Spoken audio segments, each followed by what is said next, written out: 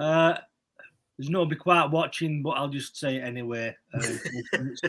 Empty rooms.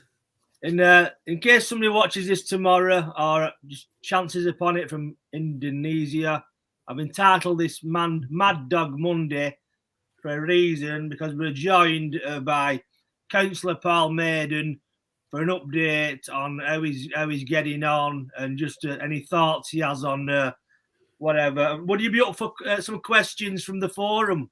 Absolutely, yeah. No wonder you're not getting any views if you're calling it Mad Dog Monday. It's just there's a plethora of reasons why I don't get fucking viewers, but we don't care on this channel.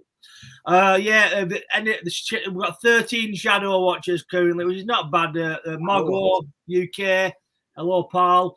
Any questions? Paul's taking questions from the floor. Well, half of you are on the fucking floor, to be fair, but I'm probably on like spice in skulls. So how are we doing? Hang on, they're all coming in now. Fucking hell! It's like having Robbie Williams on this. Can you see the comments? I can, yeah. They're in comments, aren't they? Yeah. Evening, Biddly Bit, Anne Smith, Smythe, David Kavanagh, Mugo UK, Amanda, and me and you. Rebecca Owens in as well. Rebecca Owen, how we doing? Daz Williams, Biddly Bit, Dave the Rave from Scousland. How are we getting on the health front? Are we all right to discuss anything? Or? Yeah, well, they sent me home, didn't they? They sent me home on Christmas Eve because I basically said, because the left, as you know, I said last time, the left leg's coming off below the knee because the arches are not getting down to repair the foot. So what they said when I was in the hospital ward, the specialist came in and said, there'll be no bed available for that for the next 4 to 5 weeks, so I'm fine. So it's like, well, why not send me home for the next 4 to 5 weeks and then send me a letter for coming, give me all the meds, which I've got, the Oxycontin and pregabalins and all that. So I'm off my trolley 9 days out of 7. It was 7 days out of 7. Yeah, 7 days out of 7. And things are going all right. Just 1 or 2 little, the dialysis sort of things. The dialysis turns everything upside down and then it resets again. So it's just embracing that, really. You're saying it's 4 hours dialysis, but about 6 hours. So is it about a 6-hour job every other day? Yeah, because by the time you get there, they plug you in. They give you all the checks of that, take your blood pressure, take blood samples for this, that, and the other, plug you in, and everything goes round. I mean, that's half an hour of a job. And if they're busy and there's loads of people in, you finish and you just sat there, then they unplug you. So it can be a 4-hour session, can easily be 6. Do you feel better after it, or do you not really tell the difference? I had been doing, and then these last 3 or 4 lately, I started getting chest pains and, body aching. Because what they were doing, and I did it by my own calculation, really, the anticoagulant, what thins your blood. See, because what they were doing is they take water out your body, so that automatically makes your blood thicker. And when the blood's thick and goes through your heart, it's more of a strain and it's more pressure, you see. So that's why I was feeling groggy. So I've had a 2-hour session today and they give me more anticoagulant because I asked for it. And I felt okay today. I'm a better fucking nurse and doctor than most of them in there. You've been in the fucking wars recently, when you think about it. Unbelievable, mate. I thought it was bad when you was having a few heart problems a couple of years ago, and then they were nothing compared with this. This thing with the toes going funny, then it's your knee and fucking hell, and then your kidneys and fucking Well, they all stem from the same problem, long-term diabetes, because there's not many diabetics on insulin. Last 46 years are usually fucking dead. Not many people. My generation is the first what's had it as babies. So now they're finding and seeing that they've kept these young babies and, young people alive, but there's been a consequence to it, The inside of the body is just calcified with all the insulin. So was you a diabetic from being a child then? It's not like something that occurred. 2 years of age I was. Right, fucking hell. And because it was an old man's disease, diabetes, wasn't it? you You know, it was only old people who got it, wasn't it? Not kids and young people. just like fat cunts like me, you know, spent years eating Toblerones. I hadn't got a chance to get to being a fat cunt. It was like, you're having it now. It's do they know what causes diabetes? Is it genetic or is it just luck of the draw? It is, but when I got mine, it was through a shock because your organs are still growing and, you know, forming sort of thing. And if you get a shock to the system, because the pancreas is still young and it's growing, once it releases adrenaline, it can shut parts of it down, which it did with the insulin part. You know, I think I fell off a slide or a swing when I was a 2-year-old. And that's what brought it on with me. Fucking hell. They didn't know I had it, so I just went into a coma when I first got it. They didn't know what it was. Well, they say trouble comes in fucking threes, so I think you've had your fill for a few decades. Well, I've had 33, man. I'm the fucking casino. You know, you obviously it's just, the main priority for you now is getting well. That's never mind like the market and things like that. Or have you always still got a vested interest in what's going on? I don't know. It's sad to see what's happened to that. You know, I've not been able to focus on it with what I've been going through, and I've had a look at what's been going on, and it's like, crikey, they didn't half move quick. Wigan Council when I was like, they've actually left because I was just slowing the process down and being a real problem from. And since I was out of the way, bang, the planning application went in. It went to full committee. It went, you know, they really fast tracked it, and I couldn't believe it, sort of thing, you know. You see halfway councillors barely try to get involved with it, and you know other people like, you know. But Wigan really needs you, and I bet the council were rubbing the fucking hands when this happened to you. You know what I mean? Because quite possibly, and then they took my main communication tool down, didn't they? Facebook. What? As soon as it seems funny that you only post one picture of which to be fair wasn't that graphic. No, all you could see was a fucking bandage. Yeah, but it's my disability. That. What about these people who are makeup artists who have part of the face missing, and they post that? What about if I'm offended by that? It's their face. It's who they are. It's like my foot. It's who I am.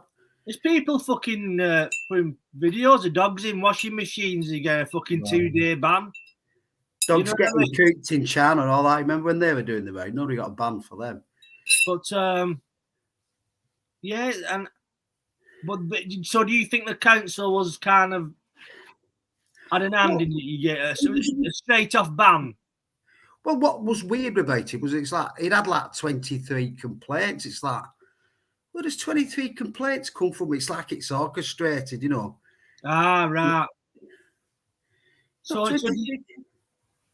basically, does something like that go off the number of complaints they receive? Like, I think so. And then when I got when it suspends your account, yeah. Then I got 10s upon 20, then 30, then 40, and then just loads of complaints. I'm offended by this account. I'm offended by this account. Yeah, it seems a bit fucking funny, doesn't it? You know, it was like somebody who knows what they're doing on Facebook and gone, well, this is a YouTube and this is when. And Facebook, you breached their policies, and I asked what policies. Even they didn't know, but you're still banned for life.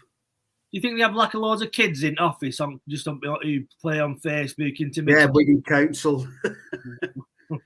Well, that is true.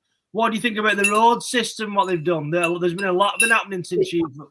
It's designed to get you off the road, isn't it, and slow commerce down.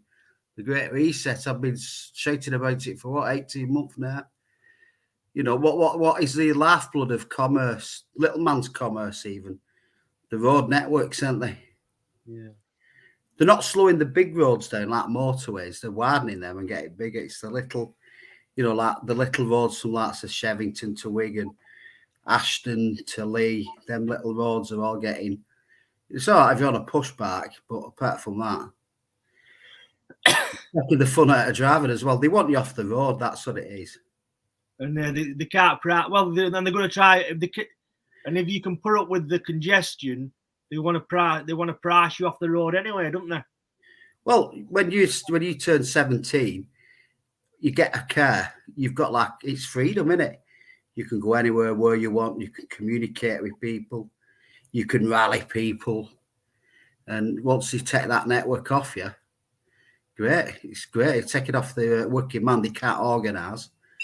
They can't travel and they can't get to work. I feel sorry for kids now. I mean, when I was growing up, you know what I mean. Man, I drove late. I was only in my 30s.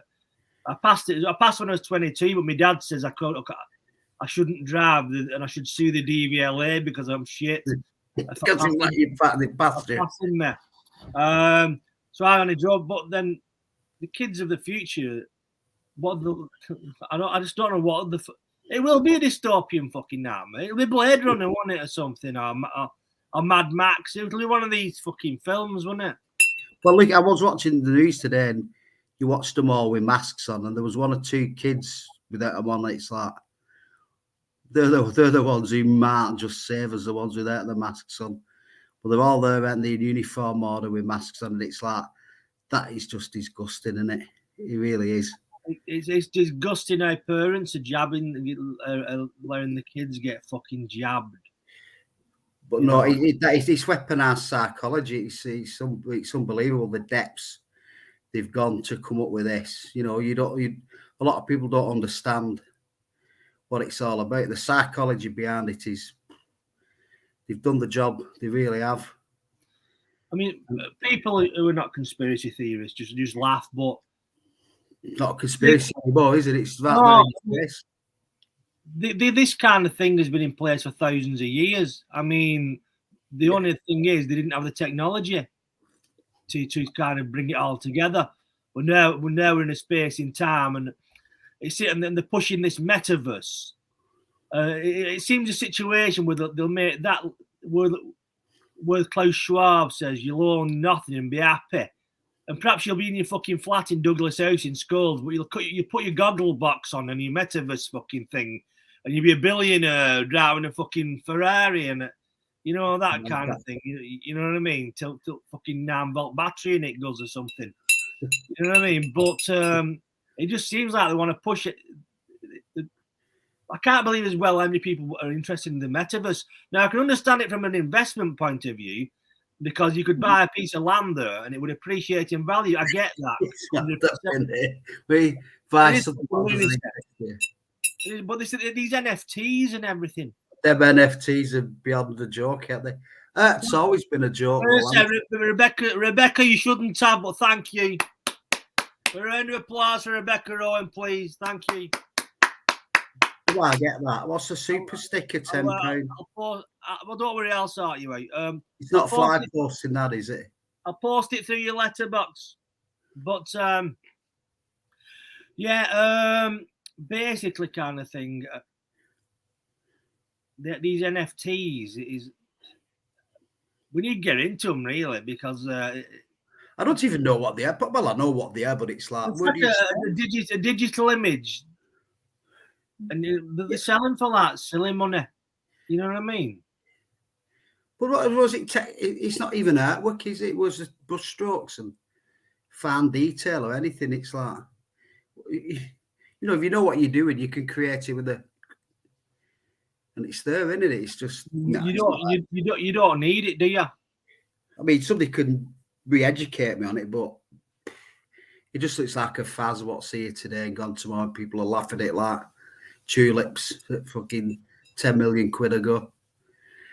Man, you said that about Bitcoin, didn't they? Tulip sales. They're still saying it, some people, aren't they? Kind of thing, you know. But with stuff like that, it's always best to hedge your bets. Like you're a gold and silver man as well, aren't you? Well, you're an appreciator of gold and silver. I am, but them NFTs, they're only worth something as long as people are putting value on it. As long as two people want to pay. You know, as long as you've got people in the market who want to pay for it, that's is it a rigged market though? That's the other thing. Is it orchestratedly faked? It's too good to be true, isn't it? Really. So it just seems they're just pushing everything in that way, aren't they? Yeah, you know, people start, one computer geek creates it, his other computer geek mate starts paying £1 million for them, and then all the Muppets go, I like that for something. Well, then it's too late then, isn't it? It's usually too late when the fucking the hyper lie get involved in something. I see what Andy Lomax says. They don't want to understand, want their thinking done for them, and they simply repeat said information gotten from the box in any debate or discussion. Ain't that the truth? So, do you think there's any way back for us now? It's too late. It's all in place, and it's also she's been in fucking hospital. This really. Good to see you too, Andy. I don't know. I mean, when I was first posting stuff about COVID being just a bad case of seasonal flu, it's the Great Reset, people were like, I just got hammered. But now when I say something, or when I did post something just before I got banned, it was very 50-50. So I don't know what the, I know what, because my mates, we stay close and all that, and we've always been of the, like yourself and a few others, we've all known it's bullshit, but it's the fucking babbling masses, isn't it? Once there's the majority of the babbling masses start accepting it, it's the rule, isn't it? Yeah. It becomes the truth, doesn't it, when the babbling masses say it's true? We've got something from Lord Rothschild. I'm sure this is John Taylor. You have to take into consideration anyone born after 2010 won't really know life without Bitcoin or the metaverse or NFTs, etc. That's me then. They won't remember Green Shield stamps. Oh, no, I was born before. So they won't remember postal orders or Green Shield stamps. Have you got some Russian infiltrators here or what?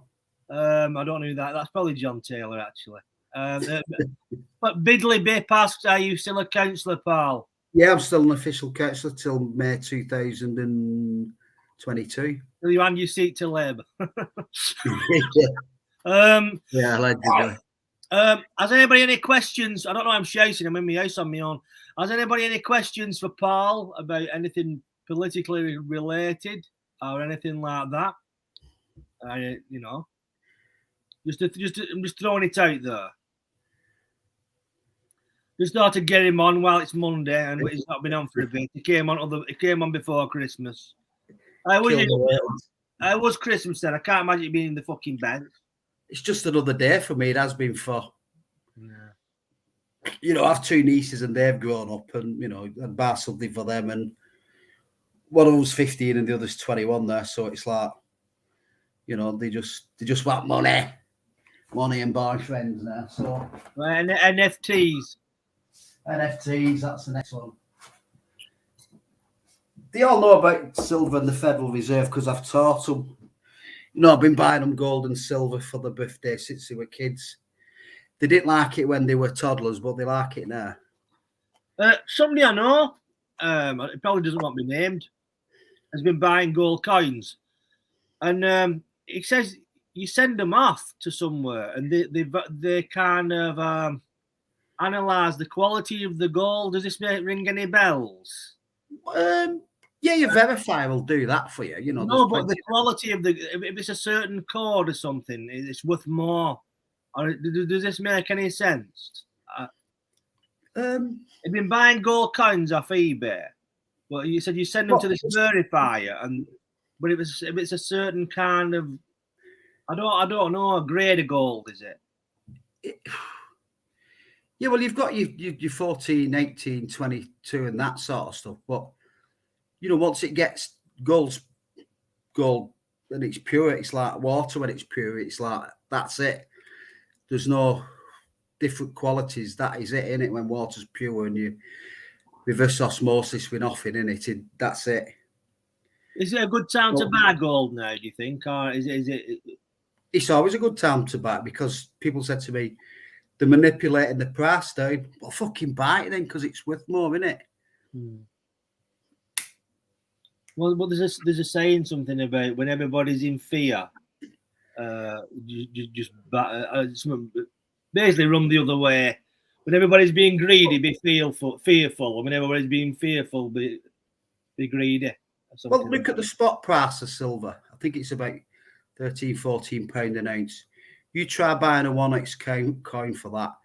It's the cheapest 1x coins you can get is probably 21, 22 quid. So, you know, the market is dictating to the spot price. Yeah. You know, not it's different with gold because, you know, the Rothschilds, Lord Rothschild down there, they own and dictate what London bullion market have dictated the gold price. But every now and then they pump it up because they own so much of it. What they do, they sell it off to fucking half-wits like me, then drop the price and buy it back off me. So it's just, I think it's just better to be a store of value, really, isn't it, gold? And if anybody moans at me smoking, I'm already dead man walking, so fuck off. Something stuck in my head years ago. I was in your flat and You've had many premonitions and RDs in that flat, you, Jimmy. It was quite a spiritual place, really. And I pulled you up on smoking, and you just said you had a cig in your hand, and you just said it's just a rad. And I remember that. Anyway, Bidley Bip asks you, hang on, right, there's quite a few questions coming in here. Lord Rothschild, what do you think will happen to Maxwell? I think they'll prosecute her, but the case files will be covered up for 80 years because of state secrets in them. That's what I think. And he won't be able to open the files for 80 years, one of them. That file downstairs. Yeah, everything will be covered up. Do you not think they can get away? Do you think they'll throw her under the bus and give her a lifetime jail sentence. But the case files and everything else, witness statements, they'll be sealed them for 80 years where nobody can see them or read them. I mean, even if she did a plea bargain, she'd be a dead woman walking, wouldn't she? Unless it's too hard case, be a plea bargain. She'll do so many years in jail. Well, somebody who looks like her might do so many years in jail. Interesting thoughts. Bidley Bip, do you think any party will ever break the Labour Conservative stronghold in Wigan, or do you think it will always remain the same? Did you mean in Wigan, Bidley? But let's just say Wigan. Do you think any party will, in general, do you think that any party will break the Labour Conservative stronghold? The two heavyweights you're talking, they're becoming less and less and less popular. So what they do, they move into that vacancy. You know, they take policies what are popular, so they're always moving with policy. You know, look at the Tories, how they were, you know, going to get us Brexit when it was them fuckers who got us in Europe in the first place. Look at Boris, he was a Europhile, but all of a sudden in 6 months during the election, he was getting us out of Europe. Let's get Brexit done, it's that way. You know, so they move. They don't have any policies. Was it an elite plan to get us out of Europe, or was that a spanner in the works? We've not really come out, though. We've only come out in name, haven't we? We're still paying him. We're still part of the Defence Union. We're still part of the agricultural policy. It's just been tweaked a bit. Look at the refugees still coming in. It's because we're still in the Human Rights Act under the European law. That's not British constitutional law. And it's like, how long are we still in it for? Just got a few more years or something? No, and it doesn't look like we're coming out. It's you know, just because they said we've come out and we've, you know, renamed and rebadged something in a contract, it's all still the same for me. It's so it's all theatre, basically. Yeah. Yeah, they want the 5 continents joining, don't they? Because you can't have a new world order if countries are breaking away, can you? So you've got to bring them all together. Frolics Mon asks, what is the clean air zone about? The clean air zone is all about taxing you more for using your car. Nothing about clean air. It's getting your car off the road. That's all that's about.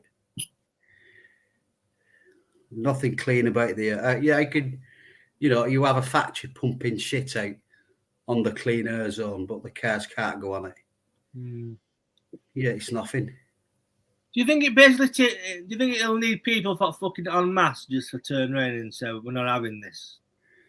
Yeah, that's all it takes. But people won't, will they? Why do you think we've become so servile and submissive? People just don't want they don't want they're either scared. They think they're in a good place. You know, I'm okay with you, Jack. Just leave me alone. But they'll come for them, start nipping at their savings and wealth and everything else. You know, they're just the next in line, and you know, the middle class and them who are quite comfortable at the minute. They'll come for all of them eventually. They just want us all living in fucking tents and the elite, don't they? That's basically what they want. They don't want a middle ground, do they? No, well, they want less here for a start. I mean, that's already, you can see that happening, can't you? I saw it happening with NHS. It's just a disgrace, that NHS. I mean, you can't see a doctor now. So basically, let's face it, the NHS is pretty much gone on it. Yeah. If people can't see it, it's pretty much gone. You can't. How's it meant for check a lump over the fucking phone? I've got this lump. I've got this lump on my breast. All right, have you? What colour is it? I'm not sure really. It could be a bit dark, brown, or it depends what you. I'm gonna put my glasses on. Oh, sorry, 10 minutes is up, love. Well, look at me. They were calcified foot what needed amputated over the phone. Oh yeah, that works belting that.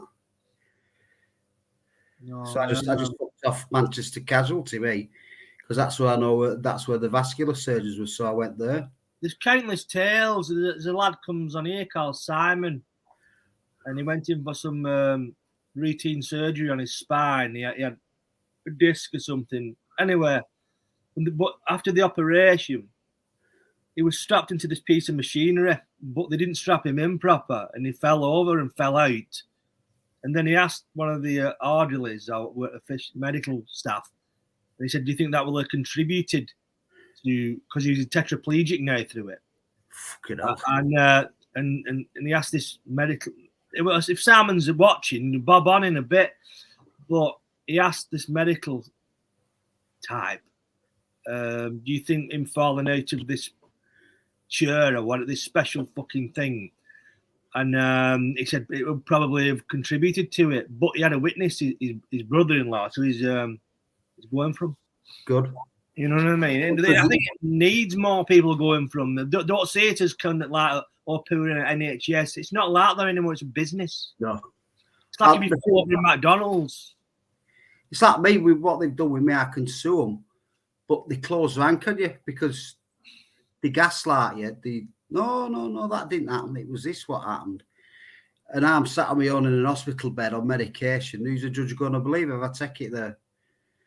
You know, it's for all the top barristers, you know, the NHS is protected more than anything now. And the judges won't, you know, I've got to sort of, to get my case through a court and a judge, it'll cost me 15 grand, and that's on a 50-50. So can you not when you're taking the NHS on? Is there none of this no win no fee shit? No. The solicitors, it's so hard to see the NHS there. Really? Obviously they've made it that way, haven't they? Yeah. So that's kind of like, sorry, go on. The COVID Act, it protected them because of what they were doing, you know, killing fucking granny off and do not resuscitate on disabled kids and all that. My dad's so they needed protected from the law. Yeah, all that. What was it? We ordered 4 times more than we needed for a typical year of that stuff. Yeah. Have you seen that Undertaker, John O'Looney? There's a lot of quotes from him on that song. What I've done. Anyway, Andy Lomax, what people laughed at originally, like vaccine cards, etc., and look at where we are now. None of these simpletons ever took my advice on checking out data like the ONS, which is the government quote from. No, I printed ONS statistics out to when it's like, oh no, Dr. Hilary Jones doesn't use ONS. You know, the people more bothered about I'm a celebrity results. Yeah. No. Masked fucking singer or whatever. What the fuck is that? Can you believe people? You can't believe, even my dad, when he was alive, towards the end of his life, he had television on, and he said, if you had this shit, there was some bollocks on telly. He said, if you had that on a fucking 30 years ago, there'd be a war. People would be rioting. If the shit people will accept for entertainment now. It's fucking. We have devolved as a species, haven't we? Yeah, but it's just that, and people don't watch it, they're just like tranced. So the next advert can come on, which is a fucking COVID one. Weaponized psychology, swallow it. You've been hypnotized. I don't watch the television anymore. I just find it very insulting. I don't own one. I don't really need to own one. But It makes me aggressive. It is actually insulting. It's just fucking theatre. They're all just crisis actors, aren't they? Yeah. You know, and apparently Lorraine Kelly's in the Illuminati as well. Struggling, aren't they, these days? But it's true, isn't it? Lord Rothschild silver is a better buy than gold, apparently. Thoughts? There's more room for margin on it, yeah, profit wise. So yeah, you're probably right. And it's still being used in industry silver too. Is there more of it about? Yeah, there's more of it about. And it should be 1 to 14. You know, for the price of it should be 14 to 1. But at the minute, I think it's something like 43 to 1. So silver is due to move fast and hard. It's like a Bitcoin thing, isn't it? You know what I mean? Eventually there'll be less of it, so that's what. But the price is more kind of thing, I suppose, isn't it? Well, a bit of that Bitcoin is kind of digital gold to a certain extent. Yeah. But King Charles III, what's your opinion on vaccine passports? I'll never carry one. Good. I won't fucking go anywhere. I've decided that long ago. Yeah, but what about you? You're not like it. I won't go. I'll be in the metaverse next. Well, it depends. If it's something like I can get a mate right corner, knock up for night, then yeah. But if it's a digital one implanted, nah. No. Biddly bit, no, in a general election. I think that the general election thing you just said then was referring to. I think it applies generally and locally, that bibbly bit. So I'll refer my answer I gave some moments ago. Lord Rothschild. We left Europe and joined the World Economic Forum. That's true, yeah. We was already at World Economic Forum, though. I think it's like not a fully signed up member, but like a fringe member, won't we? But we have got deeper into World Economic Forum. What do you think? Sorry, go on. Well, I mean, look at Boris. I mean, Boris is a World Economic Forum puppet. You know, he was going to meetings with the World Economic Forum long before he was a politician. I mean, they're groomed, aren't they? Oh, yeah. They're just placemen. I mean, I just said to people, I mean, not as I'm some fucking leader, but people get so angry about Boris Johnson, but he's just basically carrying. It's like when you go to a shop and the checkout girl you have a problem with, and start screaming at her. So it's not your fault. You're just basically speaking to a servant and just carrying out the orders of someone else.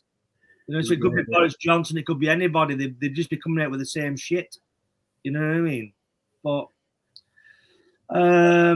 Rebecca Owen says calcified pineal glands. Yeah, it's not quite the same though. That it's because you don't get your fucking skull chopped off when your pineal glands calcified. TV is for scrubbers, says Bittle. I'll concur on that one. It pretty much TV is for fucking scrubbers, to be honest with you. Has anybody any questions for Mr. Maiden? He's joined us tonight, checking up on him. He's checking on his thoughts and where things are going, the world and Wigan, wherever. Really. I know less than I did 3 months ago. You feel better for that or worse? The NHS was the last place I wanted to be at during these times, but it's like. Do you know being being a counsellor, is it a stressful position? Yeah, it comes. It has a bit of a a bit of pizzazz and a bit of you can open certain doors for you, do certain things. When you're sort of investigating, and people will say you can't, but then you look at the laws and go, under such an act and such law, I'm allowed to investigate and look at this information. So Wigan Council will always tell you no, you can't, but you've got to research it and go, I can actually. When people, need signatures of an official signature, you can sign all that, for passports and guns and stuff like that. It's mad, really, isn't it? You can come for me for your signature, but in 6 months' time, when I'm not a councillor, it's not worth a fucking jack. Right. It's doorman license and all that. I sort of fucking sign loads of them. My dog kicked me off from being a doorman. Can you help? Or have you been kicked off being the door for? I poked this guy's eyeballs out. Is it on CCTV? Yeah, but I won't work Saturday. No, have you had all that? Yeah. Yeah. Oh, fucking hell. What do you think Klaus from poking out eyeballs? What do you think Klaus Schwab meant when he said you'll own nothing but be happy? Because the state will only to rent it to you, won't it? Because ownership is another form of freedom, isn't it? If you own something, you're free. And it's like if you own your own house, you're free from a debtor. You own your own car, you're free from renting it. When the idea of ownership is it sets you free. So but you own an house today. You don't own it, do you? You don't actually own it, do you? If you think about it and look at it, you get a mortgage, you pay 4 times more than the fucking thing's worth, and you only ever own it at the end of the life when you fucking die, don't you? And then you hand it over to your fucking kids, and then you pay 40% tax on it. So, do you ever own this thing? It owns you, doesn't it? Do you think there'll be like some kind of 2030? I mean, it was Agenda 21, wasn't it, really? So are they kind of behind schedule? Well, I told you, didn't I? Wigan Council have incorporated Agenda 2030. You can go on Wigan Council's website, and they've got Agenda 2030 up as bold as brass because they're incorporated. Look at the deal 2021, the deal 2030. All that deal, about, what do you call it? Shareholders, partners. Nobody owns anything. I remember years ago when we was on about Wigan being a test bed for certain things being tried out. It was. It was a test bed for speed cameras. It was a test bed, for these LED lights going from halogen ones. It was a test bed for universal credit, and it was a test bed for bedroom tax. Why do you think? Do you think we're going to have some spiritual significance? Is it like demographic reasons? I think what it is, because before you put national policy out, like Blur did, you try it in a little area first, don't you? And no matter what you do in Wigan, they'll all vote Labour anyway. So let's give it a try here. And then Blur and the other Labour leaders would throw Lord Smith some money for it as well. He'll be stoking the fires him now, won't he? Well, he's not on this realm anymore, is he? No, but I don't. It's unbelievable that you can't break this in this town in Wigan. You just can't break this Labour stronghold, can you? Well, I've always argued that. It's like, well, I did it. There are people like they're better than me and sharper than me. So come on board. And what I found, it's like the civil service is too deep. They've got too much power because we come and go. We're there all the time. All the time. The CEOs, and they're all called directors too, if you notice. Officers. The only place you get directors and officers. Directors are private corporations. Officers are army. you know. So, you know, what's all that about? They're an officer. I refuse to call them officers. I call them public servants because to me that's what they still are. They're not. They're not. They've long forgot that. They've kind of ride roughshod, don't they? And you've got, without naming names, there's I have to be careful what I'm saying. Well, I don't, but for a lot of money gets spent, a lot of money gets spent on things than should be. Does that make sense? Yeah, and what you'll find with most of these deal organisations, there's some crony who's involved with the council at the top of it, you know, Lord Swift's daughter. I'll fucking call him, you know, ex-councillors for Labour, ex-employees of Wigan Council, you know, you don't need Gus so far. We've got somebody who wants to join us onto the panel. It's Andy Lomax. I've never seen him before. I mean, he's a good lad, Andy. You know him? Yeah. Hello, Andrew Lomax. Wait, great time, Jimmy. Yeah, Andy. Yeah, belting. How are you, Paul? Missed you, mate. Yeah, I'm good, thanks, mate. Not dead yet. I know, yeah. Well, hey, I'll tell you. You're one of the. There's only a few of us. You know, it feels like there's only a few of us left, isn't there? There's nearly one less here the other month. Oh, I know. Give over. You live us all, mate.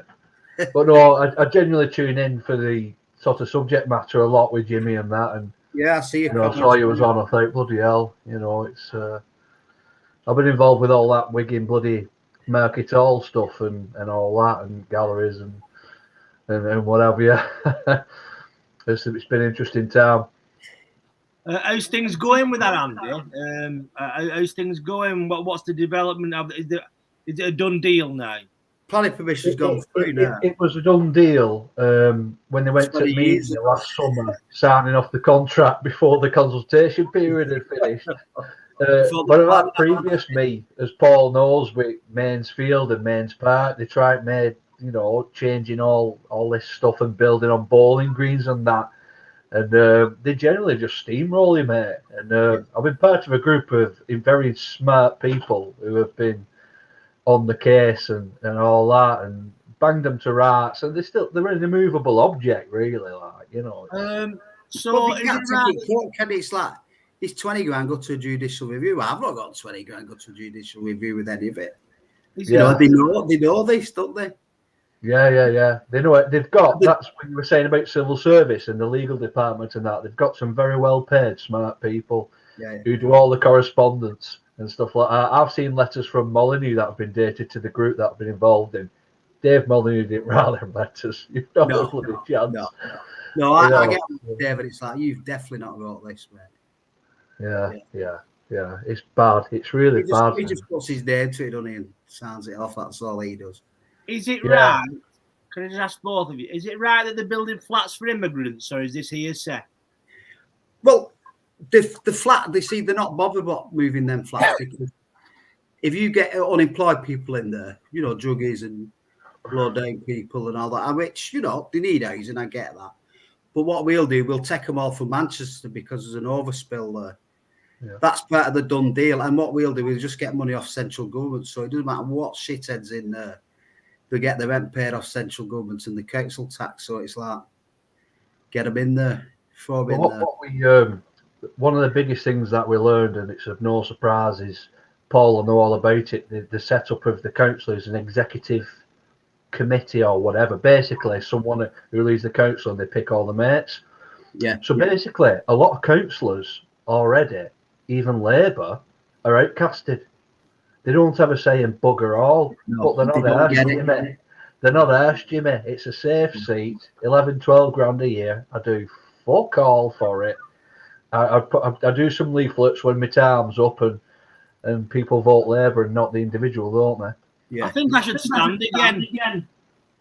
I felt it as well. I did some years ago, me under Gareth, like, and a bit naive at the time, and I don't know, I was a bit angry and stuff like that. And yeah, but we've got to get rid of this. I speak to people all the time, and they'll say like a lot older people in marketing, they're like, they do what they want. But they say that, and then they go out and vote Labour. It's it's like some form of brainwashing, which has been sort of ingrained in the town long before we came along. I did that, when we ordered in the Green. There's a pensioner there. She'd had a broken fence for nearly 20 years. I got it repaired for within 3 weeks. I can't vote for you, love. Why not? I always vote Labour. Yeah. Oh, okay. I had one fella who's well known around here for being a jobless wonder sort of thing, never worked 40 year all that. I get just one. hey. What could be any of us that here. Yeah, what a far. Is that me? Anyway, so I was standing and I goes and hands him a leaflet. I says, we'll call him Tony, because he was called Tony. I says, hey Tony. I says I'm counting on your vote and all that. I says, but we go back 30 years or whatever. He says, and this was on general election when Conservatives got him.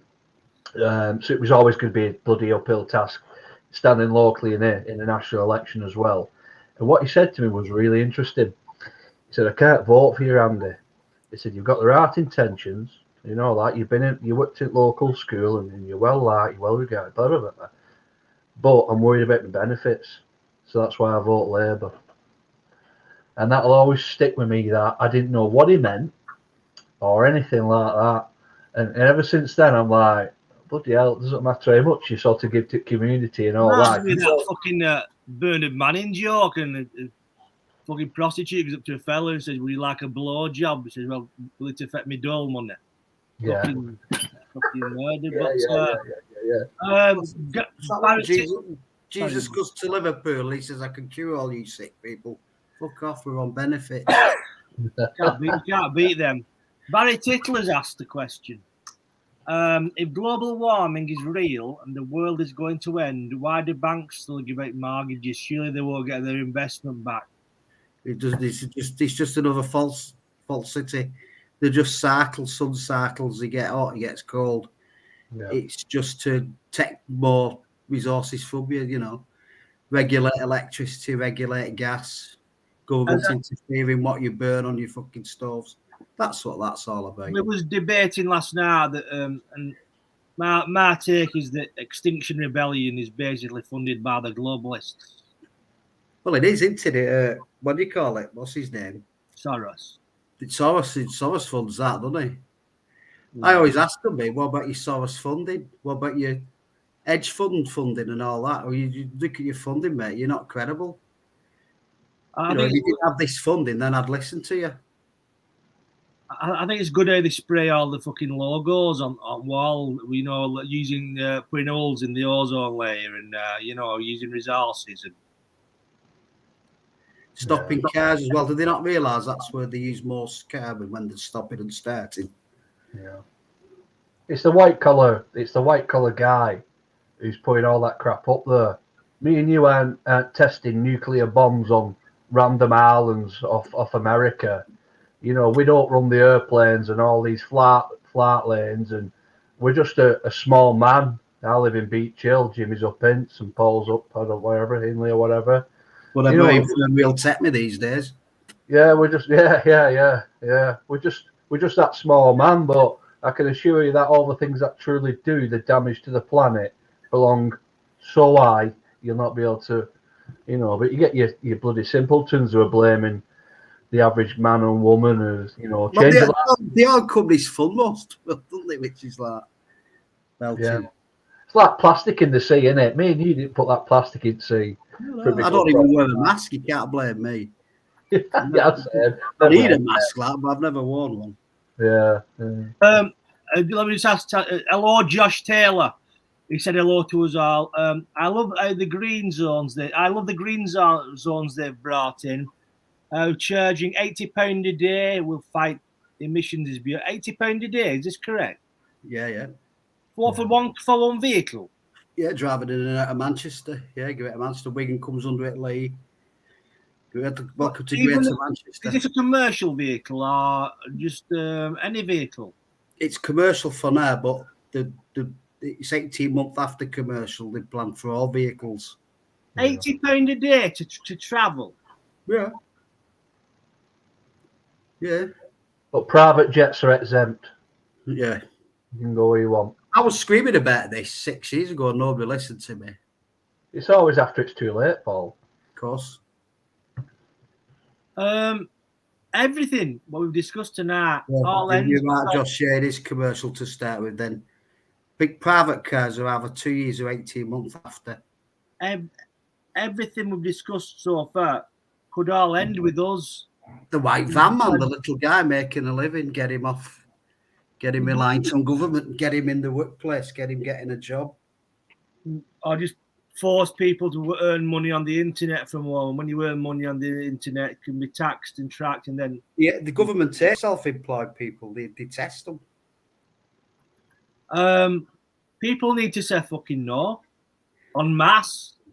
People need to stop fucking falling out and falling into subdivisions of masked, unmasked, vaxxed, unvaxxed, Black Lives Matter, not Black Lives Matter, LGBT, not LGBT. Everybody needs to start fucking working together and see who the real fucking enemy is, instead of just fucking infighting. They've been doing this strategy for decades. Look at the coal miners, how they split them in half. And that I'm talking families as well.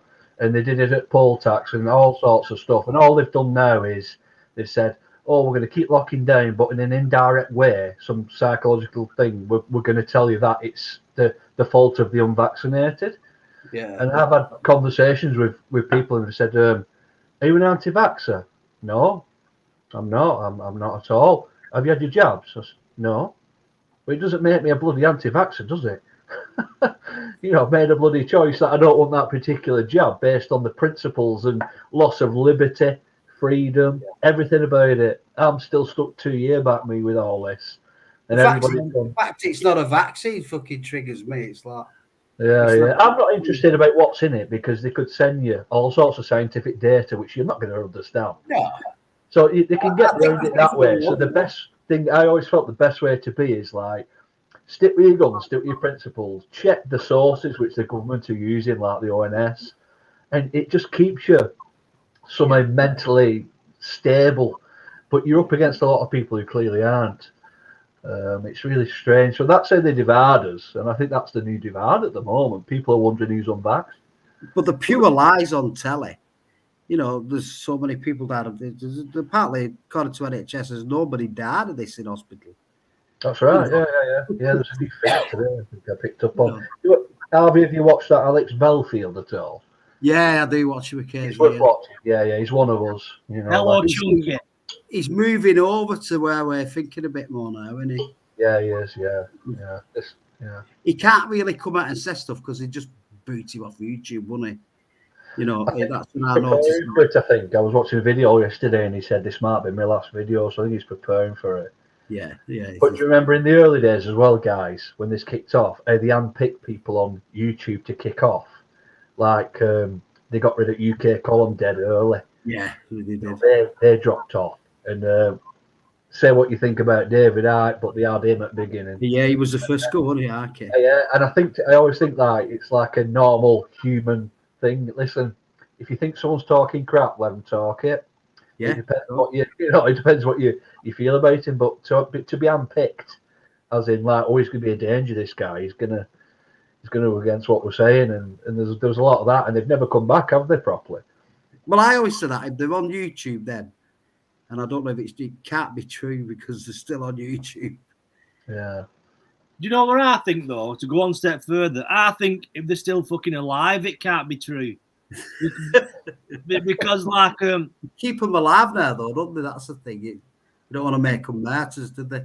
Historically, anybody who fundamentally went against the status quo fell down a mountain when they was like hiking or got shot or had an heart attack or got run over by an ice cream van. But so I don't know. It might be me being shoot yourself twice in the head. There was a thing in Russia, wasn't there? Some psyop. I can't remember what it was called, and it was they basically bombarded this population with that much disinformation that nobody knew whether they were fucking coming or going, and that goes on now. We're all bombarded with that much disinformation you kind of you lose your bearings sometimes. Well, that's to my family members who are vaxxed. Look, I've got loads of family members who are vaxxed. Masks, I've given them all the information. And it's like, without a TV, you wouldn't be doing any of this. No. You wouldn't do it. If your TV had blown up for the last 18 months, you'd just be going about your normal business. You wouldn't see this going on anyway. You'd be thinking, the fuck is everybody doing? Yeah. It's quite worrisome. If everybody's telly blew up, there'd be nothing. It wouldn't exist, any of it. Exactly, yeah. It's quite worrisome as well that people are worried that you're unvaxxed, all that, albeit that they are fully vaxxed. So what are they worried about? That's it, isn't it? He's not falling in line, him. I'm worried about him. Your vax is that good, aren't you? Get it? Oh, okay. I went to my mate's house a while back, and there was an old man across the road, and I got talking about it. He goes, "Have you had your jabs?" I said, "No." He goes, "Oh, so you're a spreader then?" Yeah. It's like I go spitting on old people and just rubbing it in their faces and just like that nicotine. You look on the deaths, the most deaths, you know, and they have it up in the hospitals if you look on the notice boards. And COVID, whatever you want to call it, whatever it's called this week, it's down at like 16. Yeah. You know, it's like more suicides. Yeah, more people die falling downstairs a week. Yeah. They're so heavily reliant. I don't know how they've done this. They're so heavily reliant on people not checking out the information that they're quoting from. I don't know how they've done it because the hospitals, like I said, I've been on ICU ward, I've been on vascular ward, and they're not buying it. The specialists and the doctors are not buying it. They'll give it lip service, but they don't buy it. They know it's nonsense, but they just go along. Yeah. Yeah. You know, I always said years ago, and it's come to fruition this year as well. One of my great bloody predictions, which seems to bloody come true, to be honest with you, is I said, if you want great change in this country, do it through football supporters. Yeah. And they say, what do you mean? I said, well, I'll tell you what I mean. They're so bloody tribal. That's it, the tribalness. They can't miss going to that football match. Now, what happened the week of Wednesday back? They rolled out this vaccine stuff into football stadiums and all that. Yeah. And I know of one lad who's got a Latic season ticket who's giving it away because he doesn't have such bloody vaccine passport, all this crap and all that. He's literally just handing it away and said, I'm not doing this, which is amazing. But it's one of those things where you look at the attendances of United and that last night, and you think they've all presented bloody vaccine proofs and stuff like that. You know, so yeah, the football fans are a fickle bunch, like, you know, and I was a part of them at one time in life. Me too, yeah. Well, look at the Black Lives Matter stuff. Black Lives Matter. They were booing, weren't they, at the beginning when they were doing it, and now everybody just succumbed to it, aren't they, and clapping. Yeah. And it embarrasses me when I see that. It's like, do you know what you're actually doing here? Yeah. Let me just say something. Stephen, it's a different type of debate tonight, so you can come on tomorrow night if you want. You're backstage, but Stephen Percival, come on tomorrow night, mate. Thanks very much, pal. Cheers, pal. Padge Guitar says, evening, sir. Nice to see Mad Dog back. Thank you, sir. A paper was saying hundreds were dying in my area. I did a FOIA request. It came back as 13 people, average age 82.4 years. Yeah. Well, I did that. I got an FOI off Wigan Council, you know, from the funeral directors, how many people are buried in Wigan, because you can get all of them statistics. And during 2021, 2020, the same people had been buried in graves in Wigan as they had the previous 6-7 years. There was no rise or anything. It stayed the same. The numbers were said. They'd gone a little bit up due to population rising, but that was it. They stayed the same. You know, how many people they bury or cremate, because that's the end. That's where you could see if there's all these people dying everywhere. Was the graves? Was the cremation? Stayed the same. It's not like the Great Plague where a corner of the Wigan Parish Church had to dig a big frigging hole and pile hot bodies in. Yeah. You know, undertakers weren't doing 90 hours a week. They were like No, we're just ready. Yeah. Horrific though to have a family member who was died in the last stages of their life and you couldn't go and see them, or a loved one, and for the fucking, like as I've said before, if it was Ebola, I could understand that, and I could probably have a vaccine if it was Ebola. Yeah, that's understandable. Not for this, you know what I mean? And then that's seeing them through plastic glass and all the rest of it. It's fucking just disgraceful, wasn't it? Yeah. And then you couldn't go to the funeral, even socially distanced. Yeah. Well, they can have cheese and fucking wine at garden. It's interesting why they're. I don't know if you guys know any better than I do. I've got my own theories on it, but. Go on, say again. Your sound dropped out then. What did you say, Andy? Oh, sorry, guys. I have this theory about why are they testing people when they're going into hospital or whatever else, or even when they've died of something completely different, but yet sticking something in there and testing them for COVID and that. It's just, there's been so many instances where people have died on impact and stuff like that, but yet, you know, for some reason it's a clear, obvious death and how you've died.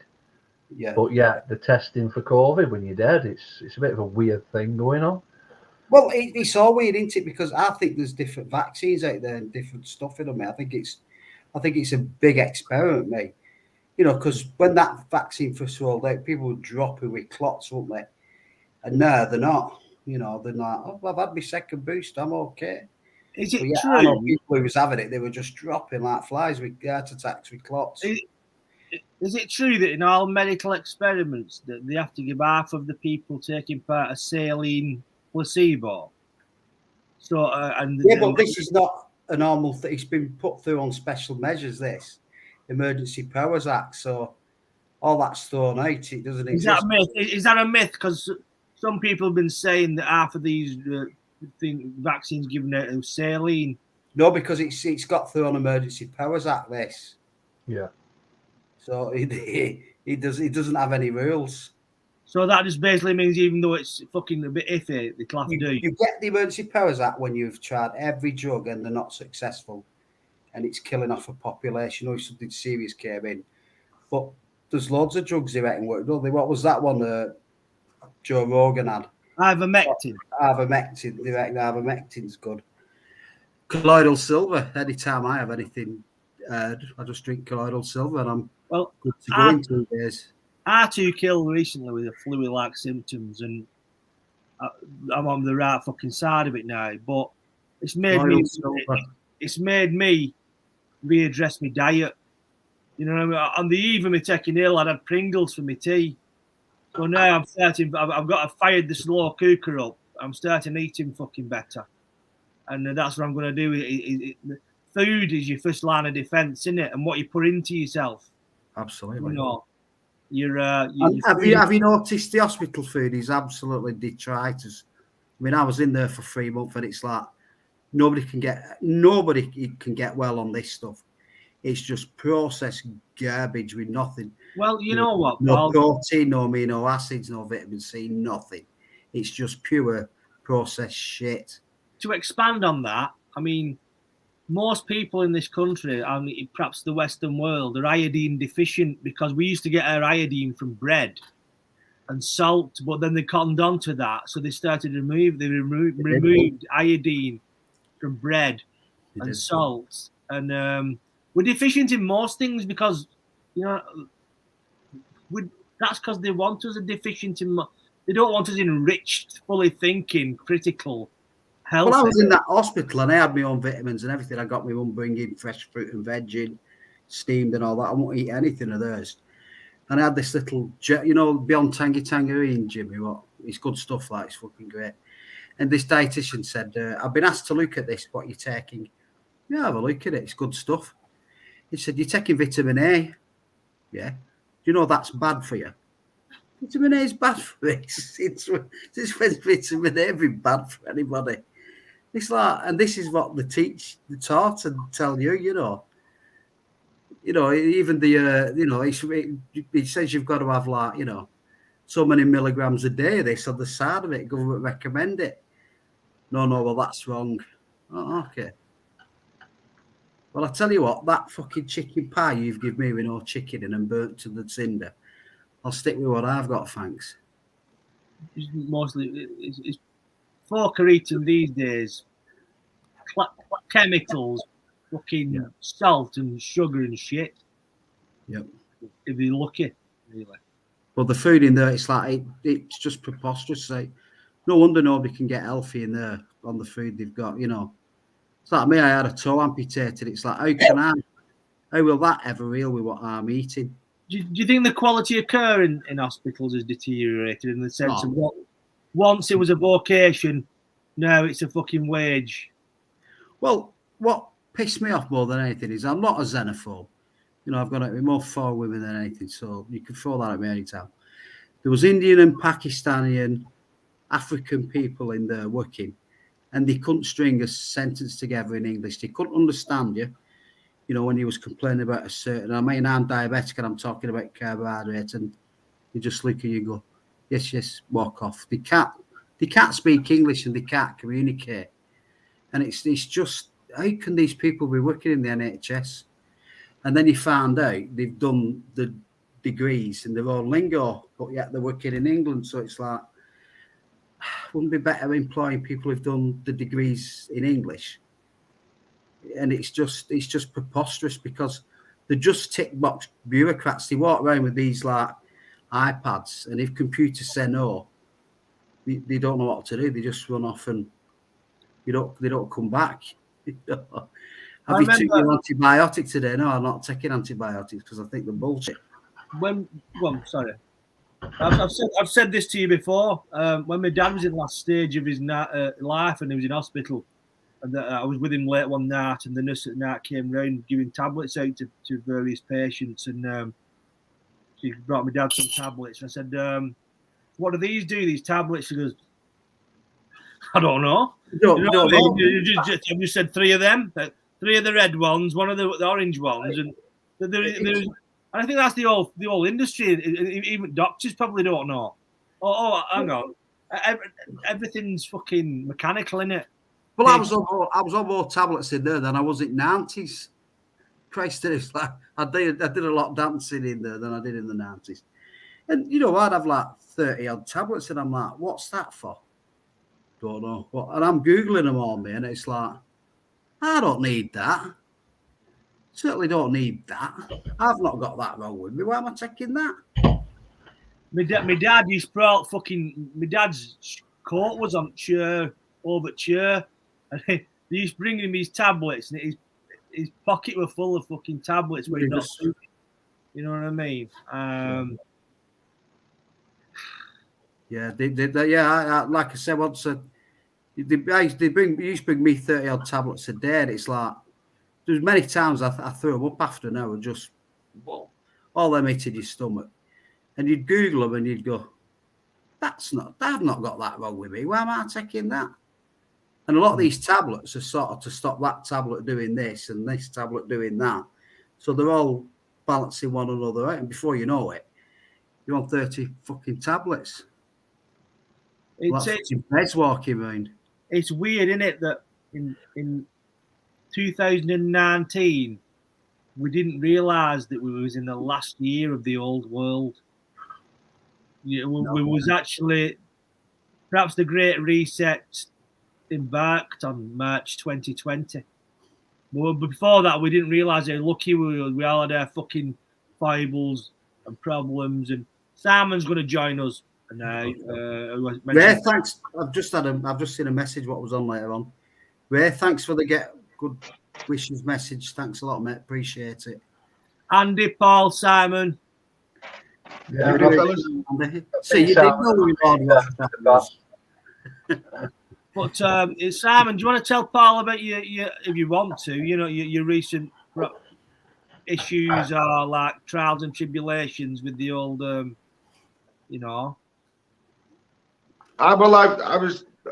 I didn't spend as long in hospital as you did. I only did 5 weeks. Fucking hell, the Yorkshire Ripper, it's this much time in hospital as I did. But I woke up paralysed. I've been left with level C4 incomplete paraplegia. Right. Is that what he was talking to me about earlier on? Quadriplegia. Yeah, but what you're saying about as the level of thingy changed, is it just a job? Yeah. For some of them, I don't think it's even a job. I just think it's a waste. It's just somewhere where they go and spend their time. Yeah. But I was in Walton, and the food in there was atrocious. I mean, I can eat anything, me, but that is a fucking challenge in there. You know, I've lived in schools for 20 years. I can fucking eat anything. But I lost 10 kilos in 5 weeks. See, I didn't. I put weight on because they blew my kidneys out. So I was holding fucking water for a week. I put 2.5 stone on in 3 days, mate. I look like the fucking elephant man. You stop working, so you drink more. And you're drinking more, and your kidneys can't get rid of it. So you're like, oh, Mr. Maiden, we blowed your kidneys out. Oh, thanks for that. Do I get an extra spin on the fucking round or what? No, we've got to fit this in your fucking neck now, and you're going for dialysis. Oh, belting. It wasn't what I had planned. Are you going to do anything about it? What can you do, man? Because they just close ranks on you.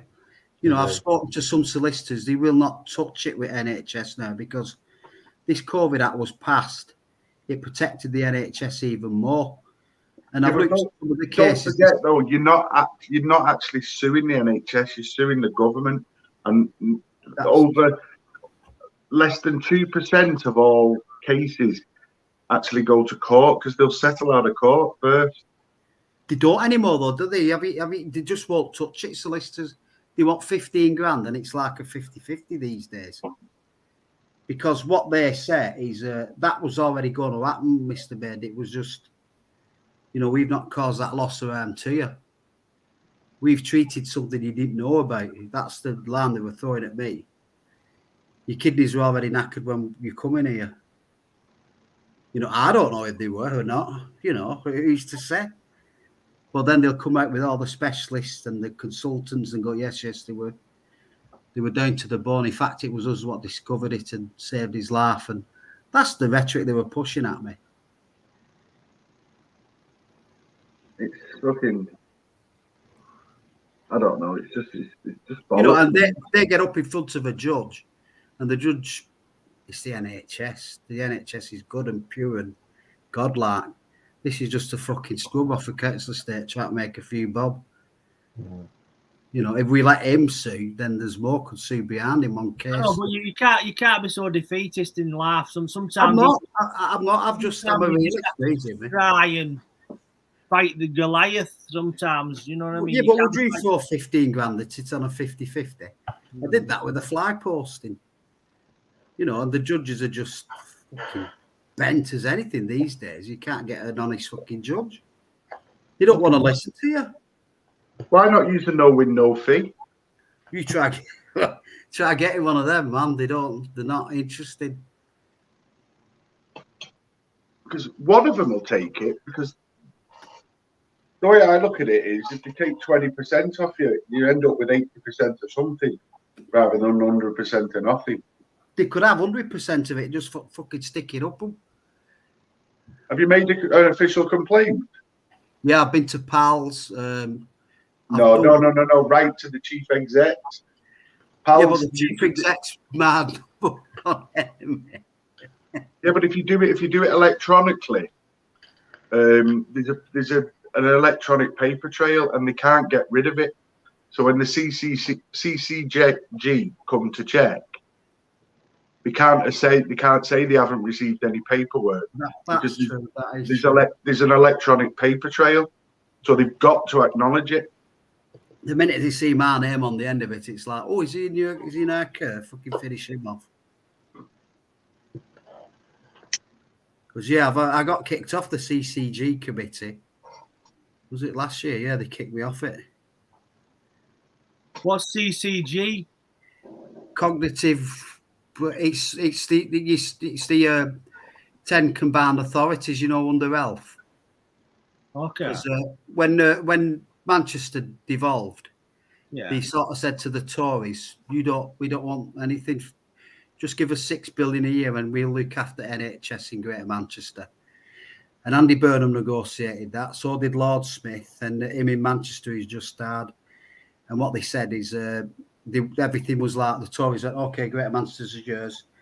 There's your fire and rescue budget. There's your NHS budget. Get on with it. And it's been a good thing by the Tories because they've not been able to run the NHS on that $6 billion. So it's made them look like idiots in a lot of cases. Has Andy Burnham sold us down the river in a lot of ways? Absolutely. I think somebody in the comments here said about the MERS, they need firing off, and they do. They do. They're going like their own little countries and their own parliaments and everything. Greater Manchester doesn't really exist. Really, it's Lancashire, and it's just. Yeah. One day, I mean, people voted against it. You remember the vote for that, Andy, and everybody voted against it, but it was shoved under your nose. You're having it. Yeah, it was. I only mentioned this last week. It was in Wigan Borough propaganda magazine, Borough Life. Yeah. What was really ironic at that, it was the question of do we stick with how we are, or do we go to an elected mayor? And they give you like little bits of information, and then there's a bubble, and I've still got this. I cut this out. I'll have to find it. Wigan Council thinks you should do this. The current model works really well. Which is, I'm sure that's illegal in some ways, but who's watching? It is. It's just criminal, isn't it? Who's watching though? Who's holding them to account for offering an opinion on something that belongs to the people? Well, we keep saying it should be gotten rid of that because it costs. I think it was $60,000 a year. It costs, even though we printed at Town Hall, and it's like, who reads this? Because as soon as it comes through my door, it goes in the bin. Yeah, wasting money. Yeah. I don't need reading. It's like just some suggestive messages on the front of it, and full of people that have signed up to the deal within it. Yeah, great, everything. They're not showing the deal what's not where somebody skanked about $200,000 and now living in Spain. Yeah, all the contracts that you're forced to sign were if you were to mention anything anti-Wigan Council, there's going to be repercussions, and that's yeah. Well, I had all that because I was working at the old courts once at the town. Oh, yeah. And they said keep his mouth shut if you want to keep getting your grant money. Yeah. Keeping my mouth shut. What's going to be your next social media platform now you're not doing the Facebook thing? Have you thought about it? Whatever will have me, they ban me off them all, haven't they? Now? Bordy just mentioned one called Getter. Has anybody heard of that? GETTR. Well, that's the trouble there. I'm not dating the good satsies, but there's so many of them now. This is true. Yeah, I get that. Isn't it? I get that. There's a lot of horses in the race. Which one's going to win it? And it's like Facebook. Well, it weren't the best Facebook, but it's where everybody congregated, wasn't it? You could get your message out. Well, it was until you went down with illness, and then you got shut down. And then some fella called Palmer came along and transplanted what you already had, called it to something else. It's really weird. Why is that not being looked into on a local level, Paul? Because he's a member of the opposition, isn't he? Yeah, he's a Labour Party. He's standing against me this time if I decide to stand. Yeah. And I just think it's so underhand. It's a bit weird. But on a more private conversation, if you want to message me on Facebook, I've got a bit of intel on him from when he was a bit younger, and he's not. He can't message you on Facebook, Andy. I've got ways and means, Andy. Don't worry. We'll sort something out. Yeah, but I know something. There was an incident when he was a young man, and he's not. Yeah. He seems a bit weird though, because I see him face to face and talk to him. He's like a scared sheep. Yeah. But then he says he's a centrist, doesn't he? It's like, what are you doing at Labour Party? I'm a centrist. Yeah. I'm independent, you fucking halfway. Let's ask something else. Is this construction in middle of Wigan, they're building flats, whatever. Is it a Chinese company what's doing it? Yes. Yeah, BCERG, also known as City Art, have accepted funding. Now, what we've learned throughout this process, Jim, and it's gone back for about 30 years, is the council love to sell public land in the middle of town to private developers. They love it. And that's what they're doing again. It's a We're not weird... selling it, so we're paying them to build it. Yeah, pretty much. It's a weird setup where you've got an already well-established bowling alley down on Mara Lane. Gents, hotels. Gents, one take. Does any of you know Leonard Pearson? Is he real? Leonard, could you wave your hand if you're real? Because no, he's gone. Sometimes somebody will put a name up and then a palm picture will come up. So I don't want to. Anyway, carry on. We're sorry about disturbing you then. Yeah, it's just old-fashioned and out of date what they're doing. But that's not what they're doing, Andy. It's going to be an housing estate. That's been the plan from day one. It's an hybrid application, and what they'll do, they'll say, we can't really build a cinema and hotel. We're going into financial difficulty, but can we build another 200 apartments? Yeah, of course you can. Just change your application because it's an hybrid one. Yeah, it's a knock-on effect, isn't it? Yeah, and off you go. We all tell them at the time what's going to happen, and they don't listen, and then it happens. So I think that's what's going to. It's a really weird thing. I didn't like Molyneux's dictatorship sort of response to it, and said, not we, I can't leave it like that. He says, well, why not? You've mothballed loads of listed buildings and stuff that belong to the council that are on their arse. Why don't you just leave the galleries? It's well intact. It's bloody well built. It looks good. Yeah, it doesn't. It's underappreciated, but you've never had to appreciate it because it's so young. Yeah, it's within 30 years, or it's in its 30th year, so you've not had to really have a look at what's in it. No. So when you do go and have a look, you think, bloody hell, they thought about this a little bit, like, you know. Yeah, at the time it was well built, wasn't it? It was like, wow. It's still a great building, even in town. Yeah, it's not needed repointing. There's no bother with it. It's bloody well built. And in the big listening lie, as what we call it now, they led people to believe that the galleries was going to be repurposed, and that was part of literature as well. So yeah, there's 1,000,001 lies, but you know what? They know they can bloody well get away with it. Yeah. Planning committee hearing contained a long-standing member of Wigan Market, which involved her family going back to the old original Wigan Market, and she was smeared at, laughed at, and there was comments from, you'll not be surprised at this, Paul, at all, and I won't be surprised if you laughed, but from Jeanette Prescott, some nasty little snide comments. No, Jeanette Prescott. Anybody watching who doesn't know, we explain some of the names when you. Jeanette Prescott. Jeanette Prescott is a member of the planning committee, and her husband holds another position within the council. They both represent Pemberton on a ticket of about 1,400 people. Well, they're both on the planning committee, which is a conflict of interest for me. Yeah, and nobody, and they're that confident. I had this with the Mansfield. Jeanette was exactly the same thing, giving snide comments. You shouldn't really be doing that on a planning committee. You're supposed to be absolutely impartial, but they're not. And we found that out as well. And Jeanette was absolutely horrendous. And you're talking about a lady there in the market who told me only last week she has a cooker, cooked food stall, and the fridges and the electrics and everything are all attached to basically the basement of the building from when it was built. They were built inside it, weren't they? Yes, and she said it would cost her £120,000 to move and disconnect all of her current refrigeration, cooking units and stuff like that. That company's been in there for over 100 years. Over 100 years, yeah, and she's going to go down with this. She ain't going to come back from that. She can't. That's all her own property, and unfortunately, she gained the trust of the council back in the day to have it built in a particular way, and a bit of longevity behind it, and she can't get out of it now. So. Unfortunately, that lady. There's no stall for because she's not bespoke enough. It's going to be fancy Dolce & Gabbana bags and all that. If anything, if it ever gets to have a market, which I don't think it will. No. It's an housing estate that they told me off record they wanted to build houses there. Is it going to be social housing, or is it going to be? Mainly socialised, yeah, 464 socialised. Townhouses were mentioned too, weren't they?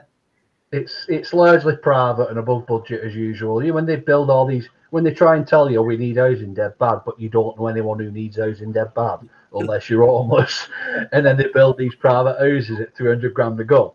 I think a lot of that's going to be going on as well. But my material concern is the materials that they're going to be using to build it. Modern materials are absolutely horrendous, and they've already admitted there's 180 council houses empty this month. Yeah, and it's like film. They've already admitted, Jimmy, that it's only going to last 30 years. That was in their own words, based on the materials in which they're going to use. I was a labourer on. Sorry, Andy. I was concurring with what you said. I was a labourer on a building site, but when I had a job once, about 20 years ago, and the foreman said he said most of these modern houses now, you think you're buying an investment? He says structurally they're only good for a few decades, and they start falling to fucking pieces. They're all block walls, they're all dry lined. They're wood. There's not like this where I live in Council House. It's fucking rock solid. Yeah, it's built in the 1940s, 1950s, whatever. Yeah, the modern ones are just. Like you said, when you buy a modern house, you're not buying an investment, really. You're just buying problems.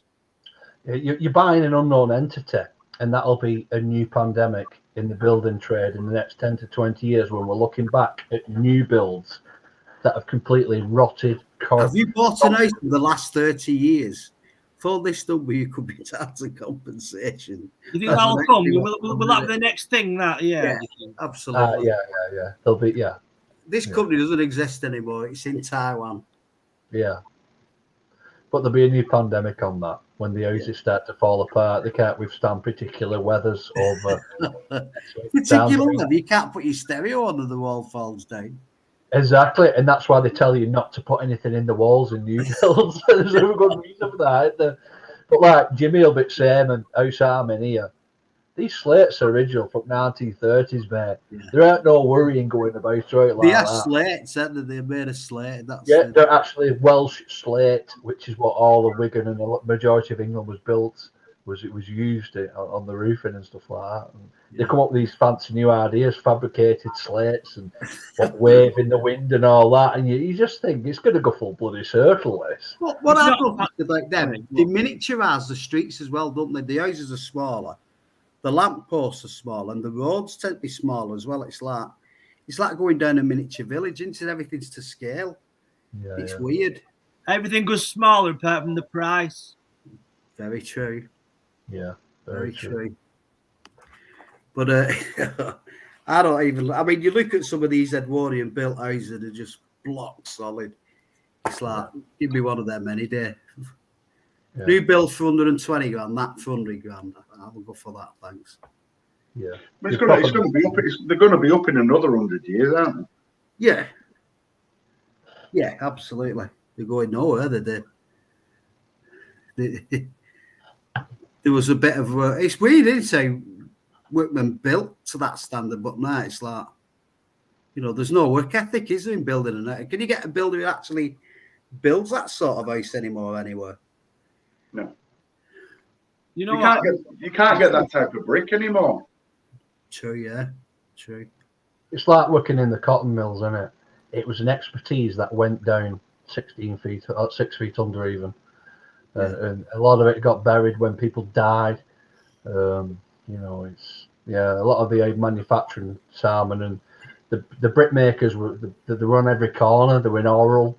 They were just all everything was so localized. They all linked at pits as well, and when all that went, the standards went as well. It's terrible. Really. I live in Poland, and they've got what was Ravenhead Brickworks. That shut down. They wasn't producing. Now it's suddenly producing again. But there was an old brickworks further down near Rapolland train station.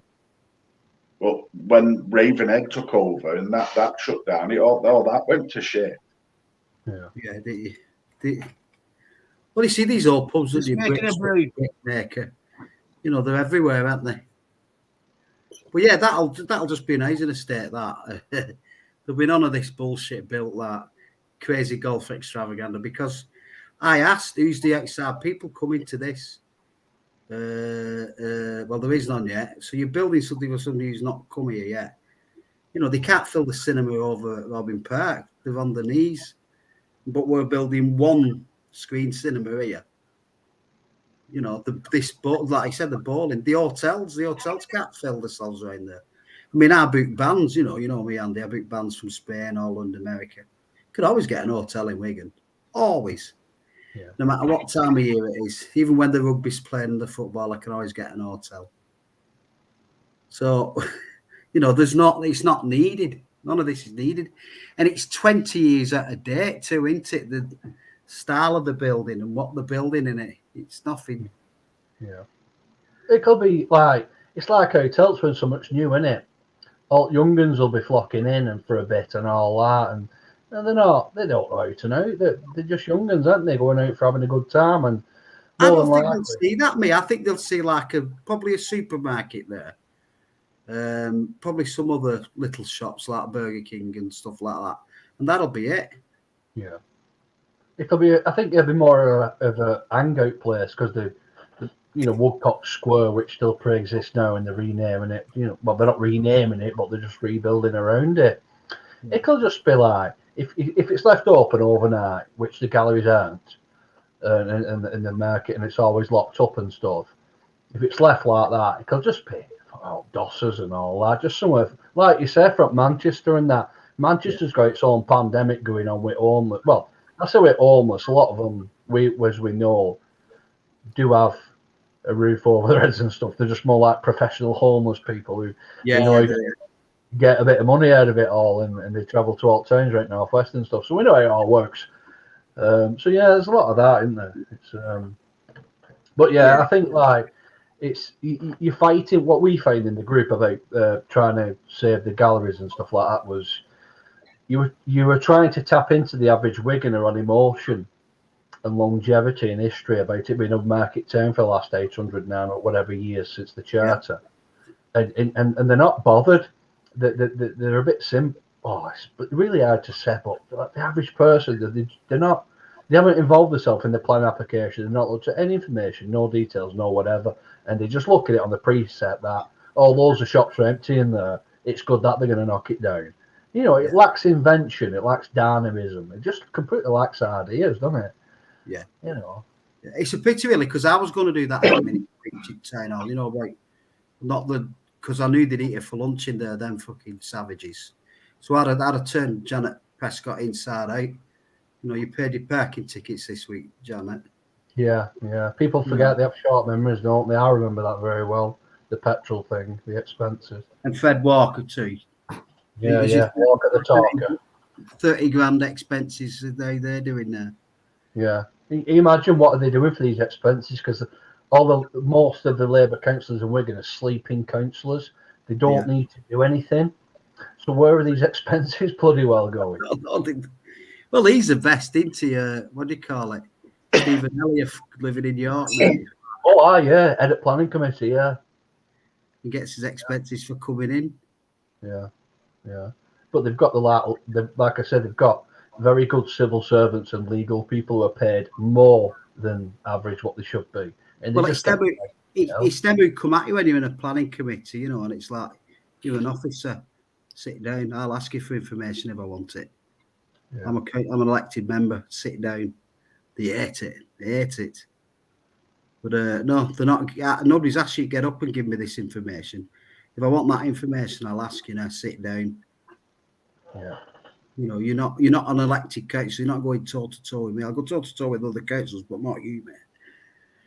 You know, you're just a puppet, and if I need information, that's when you speak. Yeah. You're not speaking in my time. Sit down. Do you know what you're saying? They want you're part of a thing to save the galleries. What would you put in it to save it? It just needs. I think some of it could be knocked down, and do something with it on that side where Mike Sports Stall is there, open it up for some parking, or But that inside there where you go where the clock is, that could be a great outdoor eating area, like, you know, you see them in Prague and all that. You know, wineries and eateries and open it till 11 o'clock in there. You know, because it's away from everywhere else. You know, wine bars and gym bars and like Trafford Centre. Yeah, you know, because it's open into in summer. You could have open tables and everything there. Yeah, I think the problem is, Si, with that is there's a lot of people pissed off that not originally back in the day they knocked down a market hall, which had thousands of signatures to say don't do it, we love it, and they did it. And then Robin Park came along in the mid-90s, and the average person like me, like you, like everybody else said, it's going to have an effect on town centre, this, what you're doing. And then the next stage of that was they were building the Grand Arcade back in 06 or whenever that was, and we all said exactly the same thing then. We said, what are you doing? It's going to have a knock-on effect on the fucking town. And these people are paid good money, and they don't recognise that, but yet people like myself, Paul, Jimmy, Simon, whoever's off the street could tell you that. But yet that's the pattern, and that's what's happened. And you know, they'll try and blame it on the internet shopping and all that, which is a feasible argument. But I think Wigan Council put a couple of bullets that way some good years ago. But you can't argue that because the little marketplace is coming back because people want that touchy-feely and look at stuff. You know, the markets are making a comeback across the northwest. You know, and I've showed them the statistics of that, but they just rubbish it. Yeah. Do you not think though, with what's going on with this, everybody wearing masks, everybody stay 75 foot away from each other, don't fart in the same direction as the wind's blowing and all that bollocks. Do you not think that's putting the older people in fear of going to markets and stuff like that? Yeah, and it's killed it. COVID's killed it. What was left of them, he's killed them. It really has.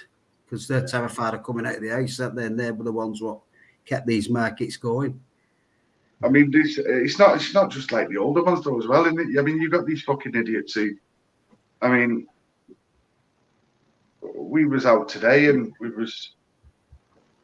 sat in pizza up this afternoon. And these two women come in with 6 kids, and they're walking around pizza up with a mask on, then sits down and takes it off, chatting bollocks to each other about going to fucking Africa on holiday. I don't know. There's more fucking diseases in Africa than there is here. They don't need go there anyway. It's criminal that making kids wear masks. It's just disgraceful. That is. You know, how you could have a conscience and do that. Well, it's all back in schools, isn't it? All day. It's like having school kids using them as political figures and stuff like that. The left always do that, don't they? They argue for each other. Weird, yeah. Wigan has its own youth parliament and all sorts of really creepy, weird shit. Which to me, they're all Labour Party. Yeah, exactly. Yeah, but for me, let them bloody grow up. Leave them alone. Start talking to them about politics when they're in their 20s, when they've grown up and seen a bit. Don't be piling it down the throats at 14, 15 and 16 like that Swedish. They want us go and debate with them. I said, I'm not debating with children. It's not fair, is it? You can't. What do they call it? Molyneux youth. Molly's youth. Molyneux. Is it? I always get it wrong. It's Molyneux. Is it? It's Molyneux. You can't even pronounce it. Molyneux. I don't know. Molyneux, isn't it? It's a French word, isn't it? And he can't even get it right. I said that to him. I said, you don't even know how to pronounce your own name, you sunshine. Do you know, Paul, is it true that before he got a councillor position many years ago, he was a reader for the gas board? He was a reader for the gas board, and he worked at British Bulldog Tools. Oh, did he? Yeah. All right. Because I just said you just was a tea lad in there, and it fucking wound him up the foot. So all you was in there was a tea lad and a groveler for Labour Party. Yeah, that's all he is, isn't it? Completely unqualified for what he's doing. Tea lad, you've never run a business, you've done nothing. No. Was he instrumental in that? Did you come up with the name, coin the phrase Concrete Dave? I did, and it spread through town hall. He didn't like it at first. And Chairman Mailing you as well.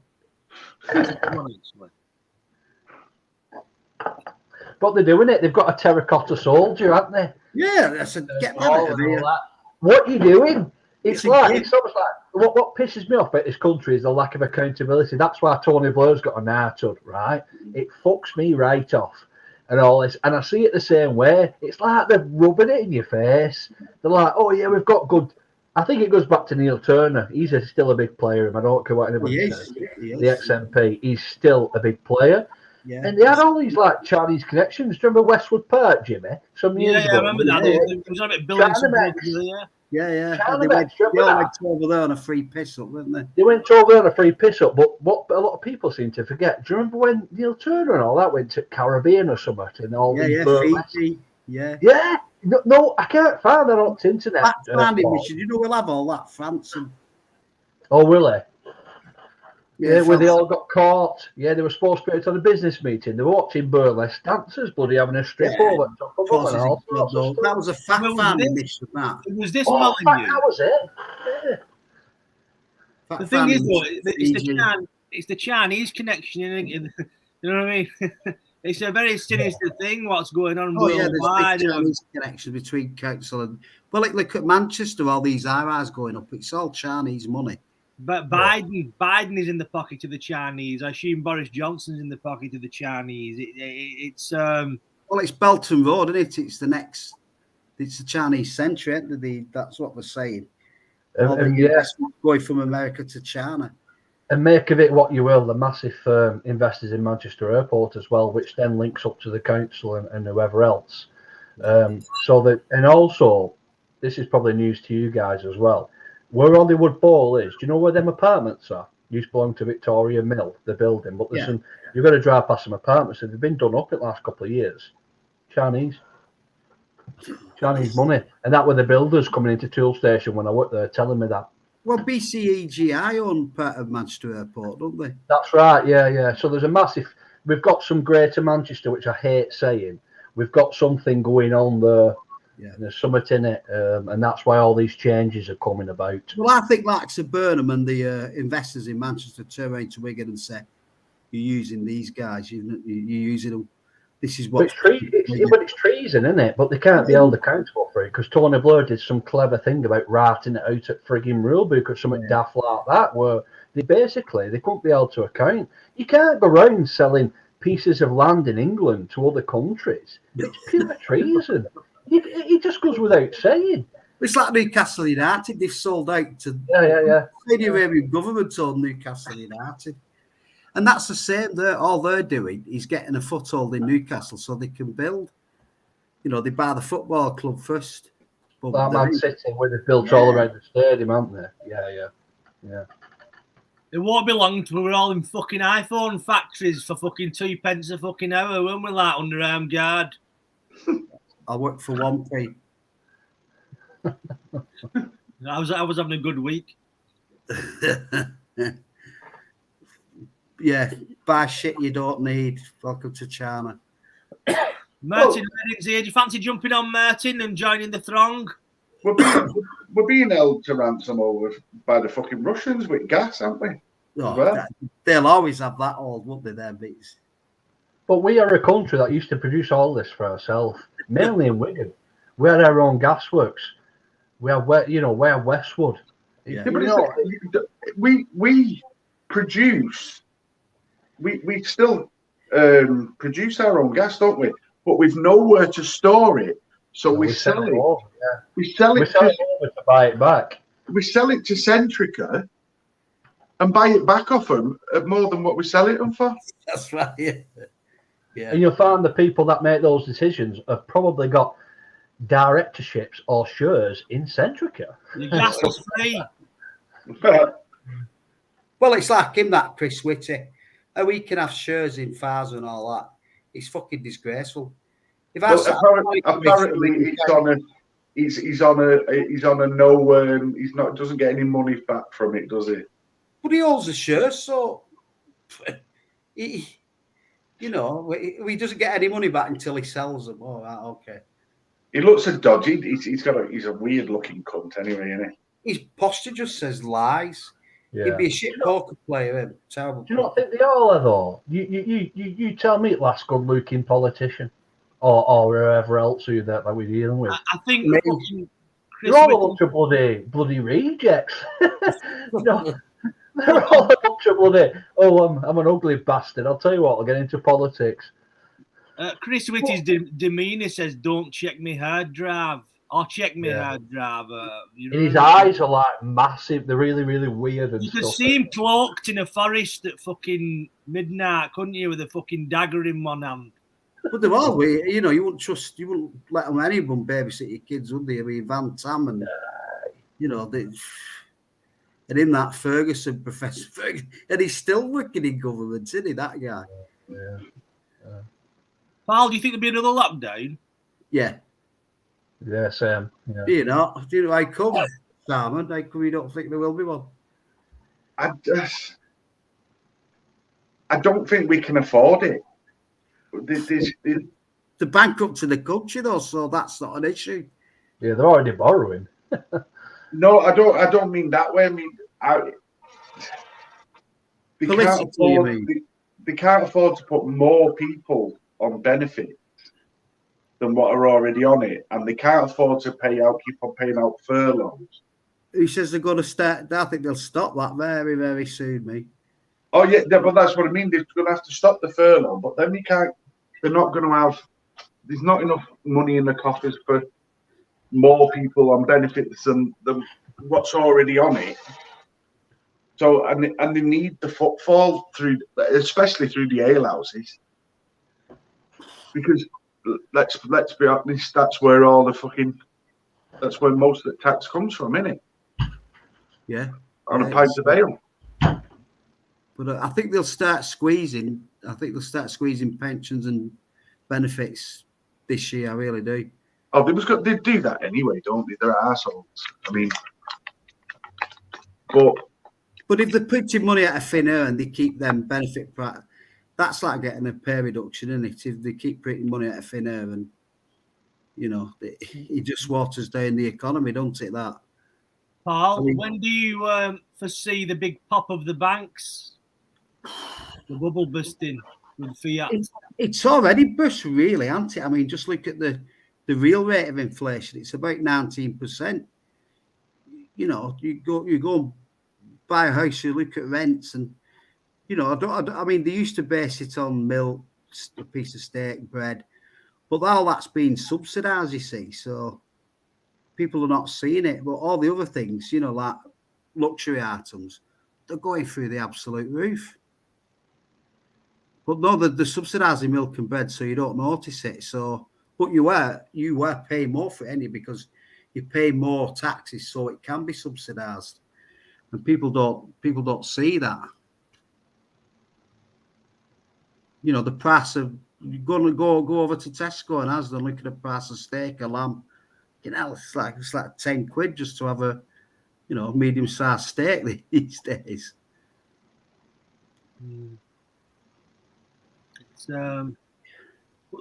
What we need is a lot of people. We need a call to arms of a lot of people across the borough and across the country to stand as independent candidates or stand against the current regime.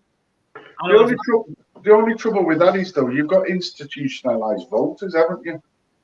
Well, my granddad voted Labour, my dad voted Labour, my mum voted Labour, I'm voting Labour, and my kids will vote Labour, and all that bollocks.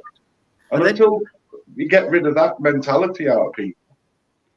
But even if you get rid of that, Simon, it's like me when I got elected, and what I found is the civil service is so deep and embedded, and the power they have these days, you're never going to achieve anything, because that civil service is so powerful and so deep. Councils are just rolled out to, rubber stamp shit. It's like this, isn't it? You took all the power away from them. The elected member, Blur did that. He handed more powers over to civil servants, because they're always there, aren't they? Likes of me, shitheads like me come and go, and they don't want likes of me rocking the boat, do they? centralisation of power is the key. It's decade after decade, they've narrowed it down, and now the only power you might have as a local council, you can get somebody's gate mended faster, or you know what I mean? I don't know about that, man. Even that's slow these days. Everybody's furloughed. They can't get anything done. Can't get the bins emptied. The grass still gets cut, Paul. No, that's the same with the bees now with that. As you well know. What was all that shit about letting the grass grow? Saving the bees, even though there's no flowers on fucking grass. Even though all the woodland they've cut down where the bees fucking inhabit. Bees don't pollinise grass. That was the funny thing about it. They don't live on fucking roundabouts, either. No, they don't, do they? It's to it's something for the rabbits feed off on a fucking roundabout in Plattbridge. Yeah, you often see plenty of wild rabbits. Yeah, it's just the money saving exercise because they were all furloughed, so they couldn't do it. They just didn't have the staff. So some brain box in the town hall. It's what was it? Something no more May, wasn't it? That was it. Yeah. So yeah, everything like the bins, you have to recycle, we'll save the planet. Don't mention the bins. The fucking bins. Do you think it'll get to 4 week emptying the bins? We fucking need delivery at this rate. I think I've reported Barbie, because I'm a councillor. It's like they've not been emptied in fucking 3 weeks bins over Christmas. It's like, well, what's going on? Just bear with us, we're getting there. It'll come to a stage where they'll have big skits at the end of people's roads and tell it go and empty your road. Well, that's already started in a lot of streets. That I think it really is that the next step? That yeah, he's right. It's already started on some places. It's got spots because you go to blacks of these, Plattbridge and Lee. They're not bothered. They just fucking try getting a fan off them. Just dump the washing machine at the end of the row. Especially where there's a few Romanians living. It's like their bins, the end of the street. I'll be burning rubbish at back garden, me, to be fair. Oh, they're cramping down on that, aren't they? And Greta can fuck off. Releasing too many carbon, setting fire to stuff. Well, what do you think about this green earth thing? It's just a taxation on cars, isn't it? That's all that is. Well, no, it's not cars, is it? The green earth thing. Yeah. They've got to be over a certain age and certain emissions. It's mainly aimed at, like the pickups and like escort vans and stuff like that. Because it's got that's coming in for what do you call it? Every driver will be under that in 2 years. This is the test beds, the little van man and all that first. $10 a day. Good. Andy will tell you that green earth shit. The Great Manchester Green Earth. It'll be every car in 18 months, 2 years because that's what they've got planned, and it's just another stealth tax in it on top of everything else. Manchester's chock-a-block. They can't build any more roads, so loads of people are using the roads. Let's get them taxed. I think I read somewhere the other day 90 miles in a private jet accommodates the average person's pollution for a year. Something like that. Like a couple of hour journey, something like that. But even then, I just think to myself, well, they're blaming the average person again. What are we doing wrong? Yeah. I don't. The planet's dead without carbon. Carbon blooms are good. The more carbon you have in the earth, the more trees and plants grow. Food. I felt for many years that we live in an incredibly ignorant society, that we've lived and experienced and fought information from the past and looked at weather patterns and stuff like that. And it comes out with like amazing things that's going to happen to a planet that's been around for millions, billions of years or whatever. And all of a sudden in 2022, this will happen, that'll happen. If we don't charge you this, I just, it's a boring to me. It's the highest temperature been since we've been recording them. How long have we been recording them for? 100 years. It's a drop in the ocean. Yeah, it's a drop in the ocean, isn't it? Throwing a wild idea right here. You think with all that's going on in the world, we could be seeing it's like a rollout of communism light for the Western world? Yeah, with a touch of fascism in it, it's merged nicely at the minute. I feel there's something coming from. Sorry, Paul.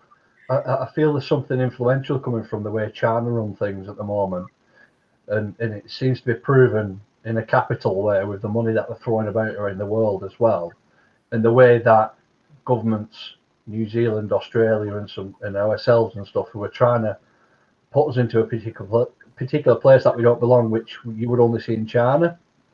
Yeah. So that's my great concern about it. All the PPE and COVID testing kits are coming from China too, so it's happy days for a minute, really. Yeah, in everywhere. They took it. I don't blame them in respect that empires sort of live and survive on resources and how they use them and the money and that's accumulated. That's why China's got a bloody coal-fired power station in every corner. You know, they're doing what we did 150 years back, and we become bloody powerful for that.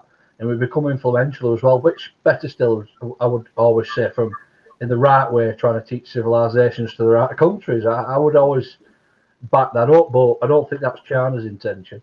No. But you know what, it's like you say about China there and stuff. China, they're only allowed 2 kids, aren't they, maximum, or they get taxed to bollocks on it. Well, they didn't bring something in like that over here. They brought a diet version of it, where if you've got 3 kids now, you don't get any tax credits for the 3rd child. You don't get any family allowance, I call it still. Family allowance for children, so the next children after this and stuff like that. So they're making it so people don't want kids now anyway. Yeah. Or any more kids. Well, I made a choice. I don't want kids because I don't want to bring them up. I'd go insane if I had to send my kids to any school. Absolutely insane. It would kill me. And it's like, I'm not having kids. No, I'll not have them. There's also a bit of what you said there, Simon, as well. As a positive, I think has it not sort of curved the unemployed, let's have kids so we can get an house sort of thing and live like that? I think it might have had a nice little knock-on effect in that respect as well, possibly. That is such a lifestyle choice for so many people. And until I got elected, how many mothers were at it. It is a planned lifestyle choice, isn't it? It is. You can't get away from that. We know that. We see that. But the government think tanks must know this at the top, because you get what you fund, don't you? If you want to socialise something, you get a lot of it. And they know, even I know that. You must know this at the top think tank. So there must have been a reason they did. Is that to get the further out the family and all the rest of it? You know, they shouldn't be given. For me, though, these young girls who are getting pregnant and getting houses, they shouldn't be given houses. I know, but what do you do when there's 3 squawking kids turning up at social and nobody's got the balls to throw them on the street? Nobody. Break up of the family unit is a big thing of the New World Order, isn't it? Of course it is, yeah. It's taking the further out the family, isn't it? The state is the father. Yeah. Yeah, and that's the Chinese model. No. You always said that, Paul, that China was the blueprint of what they want for the future. You know, totalitarian dystopian state with social credit scoring. Yep. The state's the father, innit? The state provides all he needs. Even though you're working 80 hours a week, the state provides all you need. Could you see social credits arriving in the next 5 years? Practically here, aren't they? They're practically here, mate. Right, guys, I'm going to leave you. I've got a load of meds to take, and some of them are not too nice. So. Well, thank you very much, Paul, for jumping on. Not at all. Thanks for inviting me. I'll stay on for a bit if anybody wants to talk to me. I'm not as interested as Paul or knowledgeable. I can just call people names and stuff. I'm sorry I've not responded to all these comments and stuff. I'm just reading some of them now. So, Barry Tickler asked you a few questions. Barry Tickler asked you, when's the galleries getting knocked down? January, February, isn't it, the plan for that? It was January, it's now. Yeah. Also, Barry Tickler says, will they bring back the workhouse? Who knows? Should do. Yeah, depends who for. Thanks, Martin Maiden. All the best to you as well, mate. Thank you, Paul. Speak soon. Catch you later. See you guys. Take care. Paul Maiden. It's good to see him in good spirits. He's going through a lot of shit at the minute, kind of thing. Anybody else care to jump on? Where do we go from here, Andy? We say keep going what you're doing, isn't it?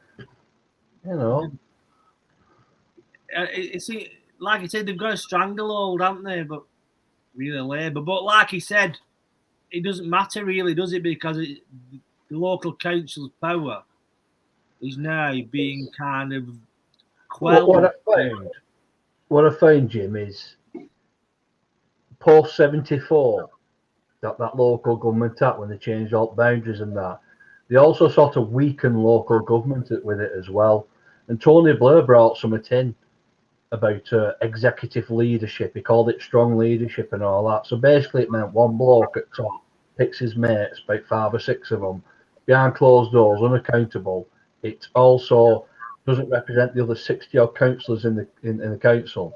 And they make all decisions and all that. So you're knackered.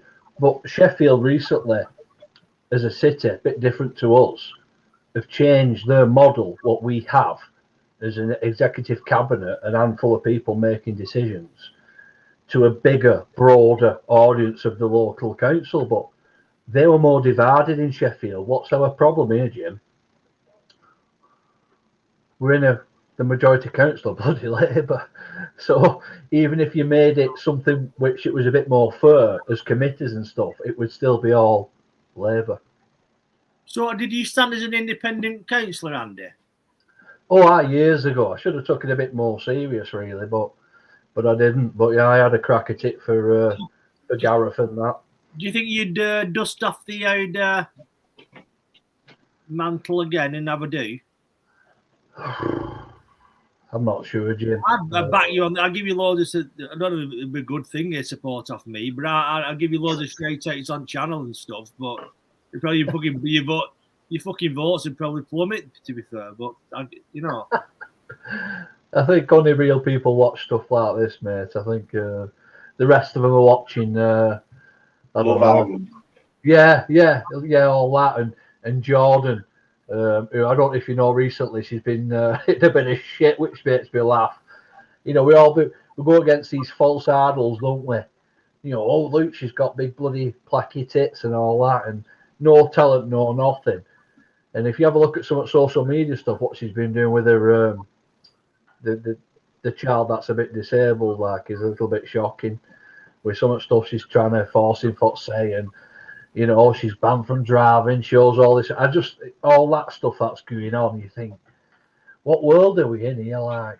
Did you see how she got away with not going to prison? Because she went, when she got caught last time, she went straight into rehab. That was right. So-called rehab. And got away with going to prison.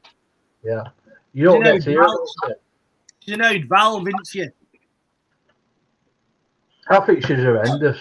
I think she's one of the early lights from the 90s that have just been driving society down. But then again, you would never hear from her if it wasn't for the media, would you? So she should be a warning to younger girls who aspire to live that kind of lifestyle, and what they become is just like Diana Dawes did. Like they become washed out old. When beauty is predominantly all you have, at some point and they'll try and patch it up for you. She's loads of Botox now, and her teeth are all plastic stuck in. Did you see that picture with it? She pulled her teeth out, and she's had her teeth filed down to stumps, and these plastic ones sticking. And there was a picture of her, she'd pulled her teeth out, and She has teeth like a fish. You know what I mean? There's another one that gets on me tits as well. Who's a waste of fucking oxygen. That Gemma Collins. She's vile. She shows you how the fuck she gets on the telly and in the newspapers all the fucking time. It's the same way as people fucking. The same way she gets on telly. It's the same people who are going out getting. No disrespect to you, Sam. Triple jabbed and doing everything that they're fucking told, and no, that's no disrespect. Well, aimed at you, Sam, but you know what I mean. Yeah. People just accepting things and just I don't know. I don't get society in general. Well, I remember when I was a kid, you watched blockbusters, and even as a kid, you have to have something about you, and you're watching it. More importantly, the people on there had something about them. Now you watch the average TV now, and they're just like you said, these Gemma Collins and all these people who are Joey Essex as well, and all they do, they spill like nasty jokes and childish bits of behaviour, and it passes as being funny apparently. And people that Keith Lemon's a fucking he's vile. That Keith Lemon, he's the humour of him is the lowest common denominator. What they're coming out with it, it's like children wouldn't come out with it, half of it. You know what I mean? I mean knobs and fucking. Yeah, it's early evening television. It's a bit disturbing to me that like. Well, this is it. You see, the corrupting society. You know what I mean? Look at your average kid's pop video now. Is like our pop videos in the 80s were quite naive compared to what they are now. Like you got Nicki Minaj in a fucking thong, and you know what I mean, on a motorbike, and fucking talking about drugs and fucking getting bummed, and you know what I mean. Sweet, isn't it? Like you have to listen to songs like that lad from to the opening lyrics. When I was 6, I broke my leg. And you think, what the fucking hell are we going? Where are we going with this? What song's that? Oh fuck! I am, yeah, that was it. And you just think like, where are we going with all this? Like, you go through all this fantastic lyrics of the past and all these emotional things and rock and roll things and that, and then you go to a bloke who says, when I was 6 I broke my leg, and then starts being depressed the rest of the song. That's fucking bullshit. It's like you said, going back to what something you just said then about when we were kids, about like blockbusters, you got had a fucking brain to answer a question. Now, have you seen what fuck? Do you watch a quiz show? You've got to be thick as fuck to get on it. It's embarrassing. It brings down the country when you're relying on your kids watching telly and watching that and hopefully picking something up from it. And there ain't nothing forthcoming, Simon, is there? And you think, it's like, how the fuck are these people? They're meant to screen these people when they apply. They like to have some form of fucking intelligence. But there's nothing there in half of them. You think you just won a load of fucking money for being thick. That Chase show basically is showing like 4 or 5 fucking weirdos are more intelligent than most people. You know, the chasers are just fucking wrong-uns. And they're like nonsense and just fucking. Well, one of them, have you seen on that chase? I started watching a bit of a thing the other night about when 3 of them went to America and they was being pitted against a bonobo ape to see who could remember more of these symbols within so many minutes and something like that. But 2 of them have. One of them's the woman, the fat woman's autistic, isn't she? One of the other fellas is a QC, the black fella. Yeah. One of them's a doctor. One of them's a fucking bioscientist, the Irish fella. Because that Paul Sinner's a doctor, isn't he? I met him. He's a tosser. Yeah. But you meant to have a chance. But you watch that show mostly, and people lose. It's only like one episode every fucking so often. People win massively. You know what I mean? And then you've got the one before it, which is a fucking massive version of a 2p push machine. Tipping point. Fucking hell. One of the worst ideas. Go Blackpool and have a do it all that like, can't you? It's not. There's no there, is there? You've got one with that fucking dwarf on it. Oh, he gets on my tits, that fucker. Warwick Davis. Yeah. And then 10 top 10 annoying cunts in country. And he hits 5 places. Meant to have a big knob though, hasn't No, he's just got big hands. Little hands. Yeah, yes, he has small legs. Tripod. Would anybody like to come and join on the? You can tell Paul Maiden's gone. We descended into fucking smut. That was the political. First 2 hours were political. If anybody wants to join us for the last 45 minutes of wind down, bob on. You don't have to know much about anything like that. We've said and we've discussed our ideas and stuff.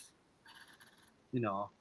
It don't take much, Jimmy. This is my first live stream, mate. No, listen, you're welcome on any time, pal, Andy. Yeah, you're welcome on any time. Where are you from, Andy? Oh, Beach Hill, mate. Beach Hill, yeah. Yeah. I like the old joke about Beach Hill. It was a good one, that, mate. Did you stand in Beach Hill then when you? I did. Well, Wigan West and all that. What happened? Did you place or did you see it through? Or Well, I seen it through. I got about 300-400 votes, but like I say, it was up general election, national bloody big jobby work. Tories got in and that, and you know it's always harder because your by-elections at best bet as what you know. But like I speak to most people around here, and they're just like. Just vote Labour because of it, and that's it. And do you know? I think even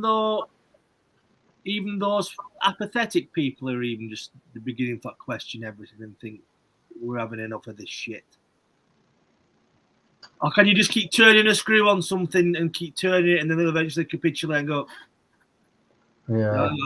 There's some breaking point where people will just spring back, or you think that's. As David Icke would call it, the totalitarian tiptoe, where they do everything so very gradually that people allow it, you know. It has been chipping away. If you imagine 2 years ago, the first time it kicked off, that first summer, they were putting all sorts of shit in and all that. Then you had the winter. And then last summer, you never heard out about it.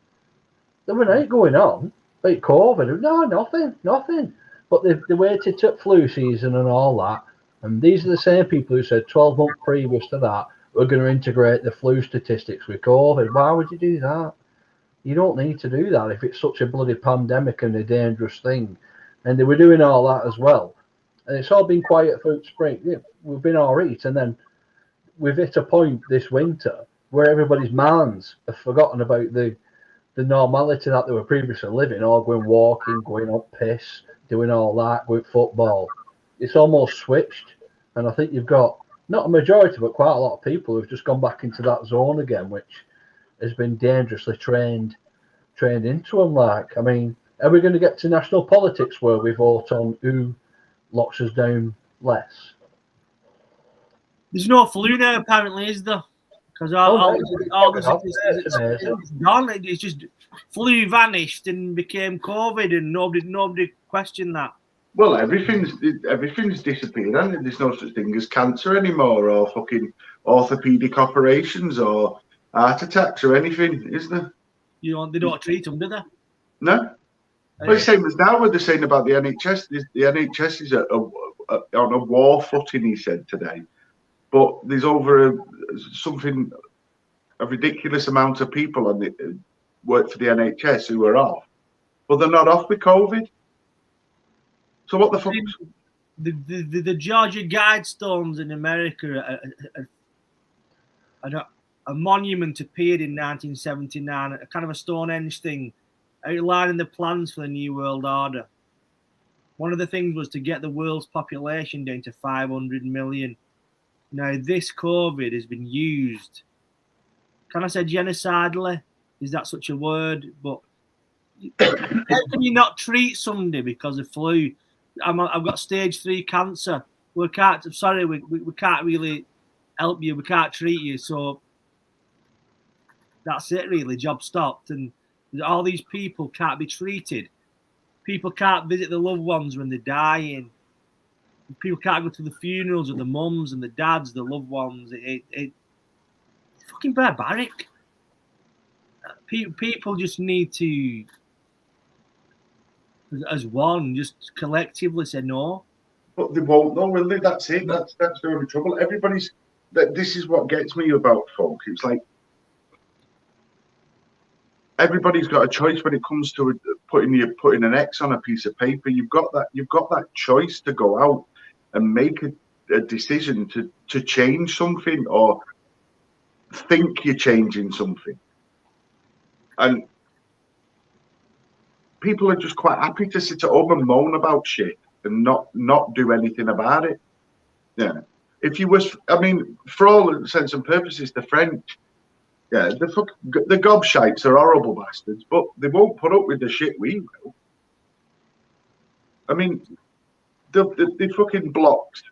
They'll block fucking fishing ports. They do anything to get what they want.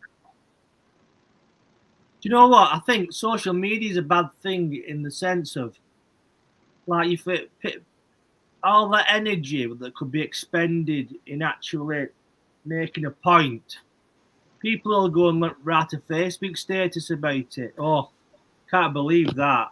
And so a lot of energy that could have been expressed in a more powerful way, want to a better or a more powerful is the wrong word.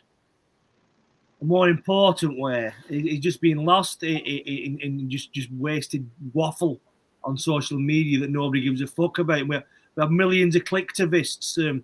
People think sharing a fucking meme on a Facebook feed is going to help change the world. You know what I mean?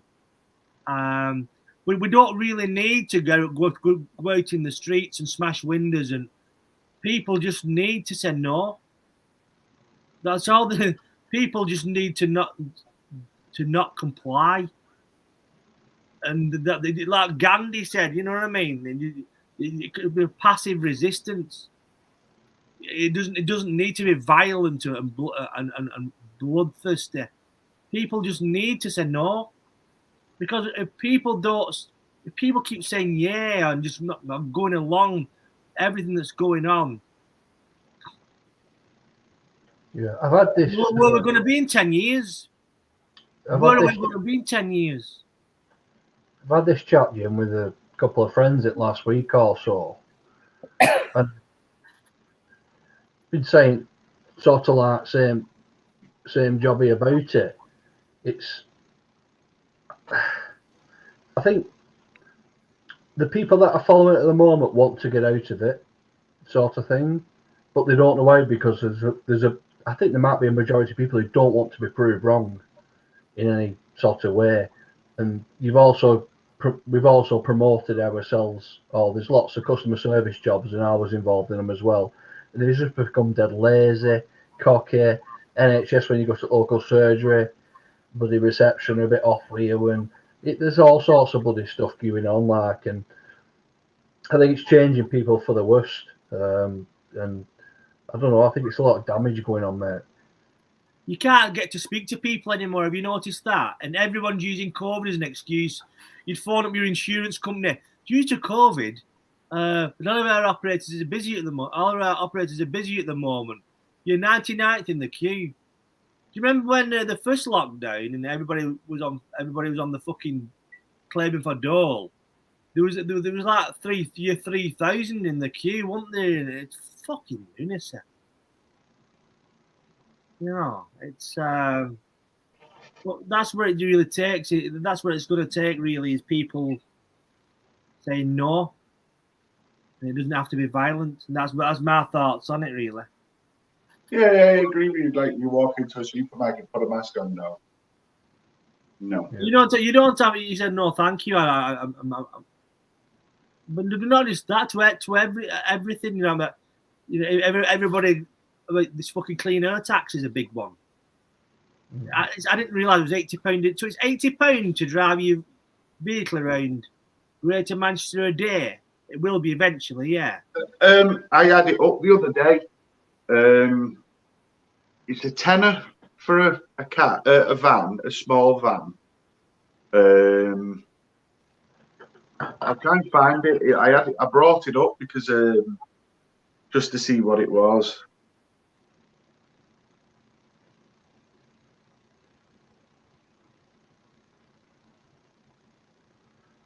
Cleaner Prime.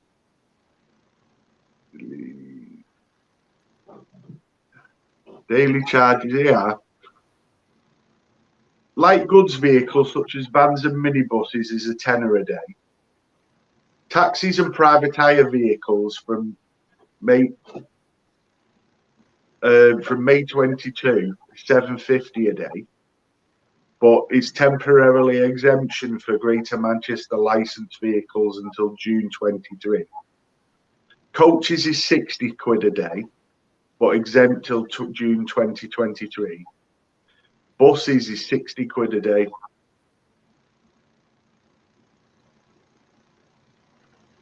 I mean, let me just say something, Sam. See, this is everybody's falling out with each other in comment section over trivialities, and this is what's going on. This is a kind of a small micro version of the world. Everybody's falling out with each other over shit, insignificant crap. No one's looking up at the people pulling the fucking strings.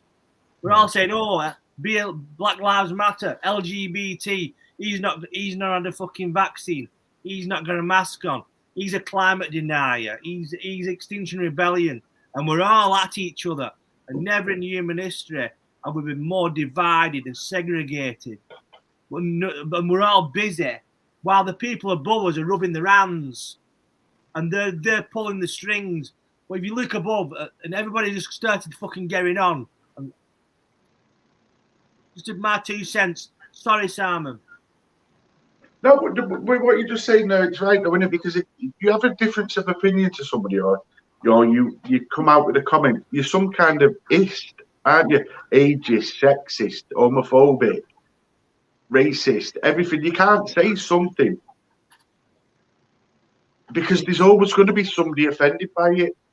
Because the snowflake generation is fucking destroying people. It's unless you're going to be a complete and utter fanny for the rest of your life and never open your mouth for fucking fear of upsetting some cunt. They want weak people with no character, no sense of identity, no sense of sexuality. They want people so gender confused that they don't know what the fuck they are. When they've got people who don't know what the fuck they are, who are scared and frightened, they're so much easier to control. Do you know what, though? When you're saying that they don't know what gender they are, do you know what this short of is a fucking good slap when they were younger? And the parents saying, behave playing with fucking dolls, you're a fucking boy, get a grip, get outside. It's just like, you know what? Supposing a lad picks a fucking doll up now and they go, oh, he's gender, he's trans, he might need fucking glasses. He might think he's a fucking action man. You know what I mean? He might be short-sighted. You don't fucking, you know what I mean? It's a bit sick. You know what I mean? All right, if somebody's 18 and they decide that they don't feel right in themselves, that's up to them. Fair play to them. If that makes them feel better to go through all that, fair play to them. When you're getting kids, babies, and fucking putting them through all that, that's beyond child abuse. It's. Well, that's something. Child abuse, isn't it? They're doing that now, aren't they? Some people bringing the kids up from being babies and not calling him or her. It's they or them, and telling people that they've not been an assigned agenda yet. Yeah, fuck off. You know, it's one of them. What can we do, lads? We've said our piece really tonight. This comment section's like a fucking playground tonight, so I think we'll call time on it. But thank you very much, Andy. No worries. Nice to meet you guys.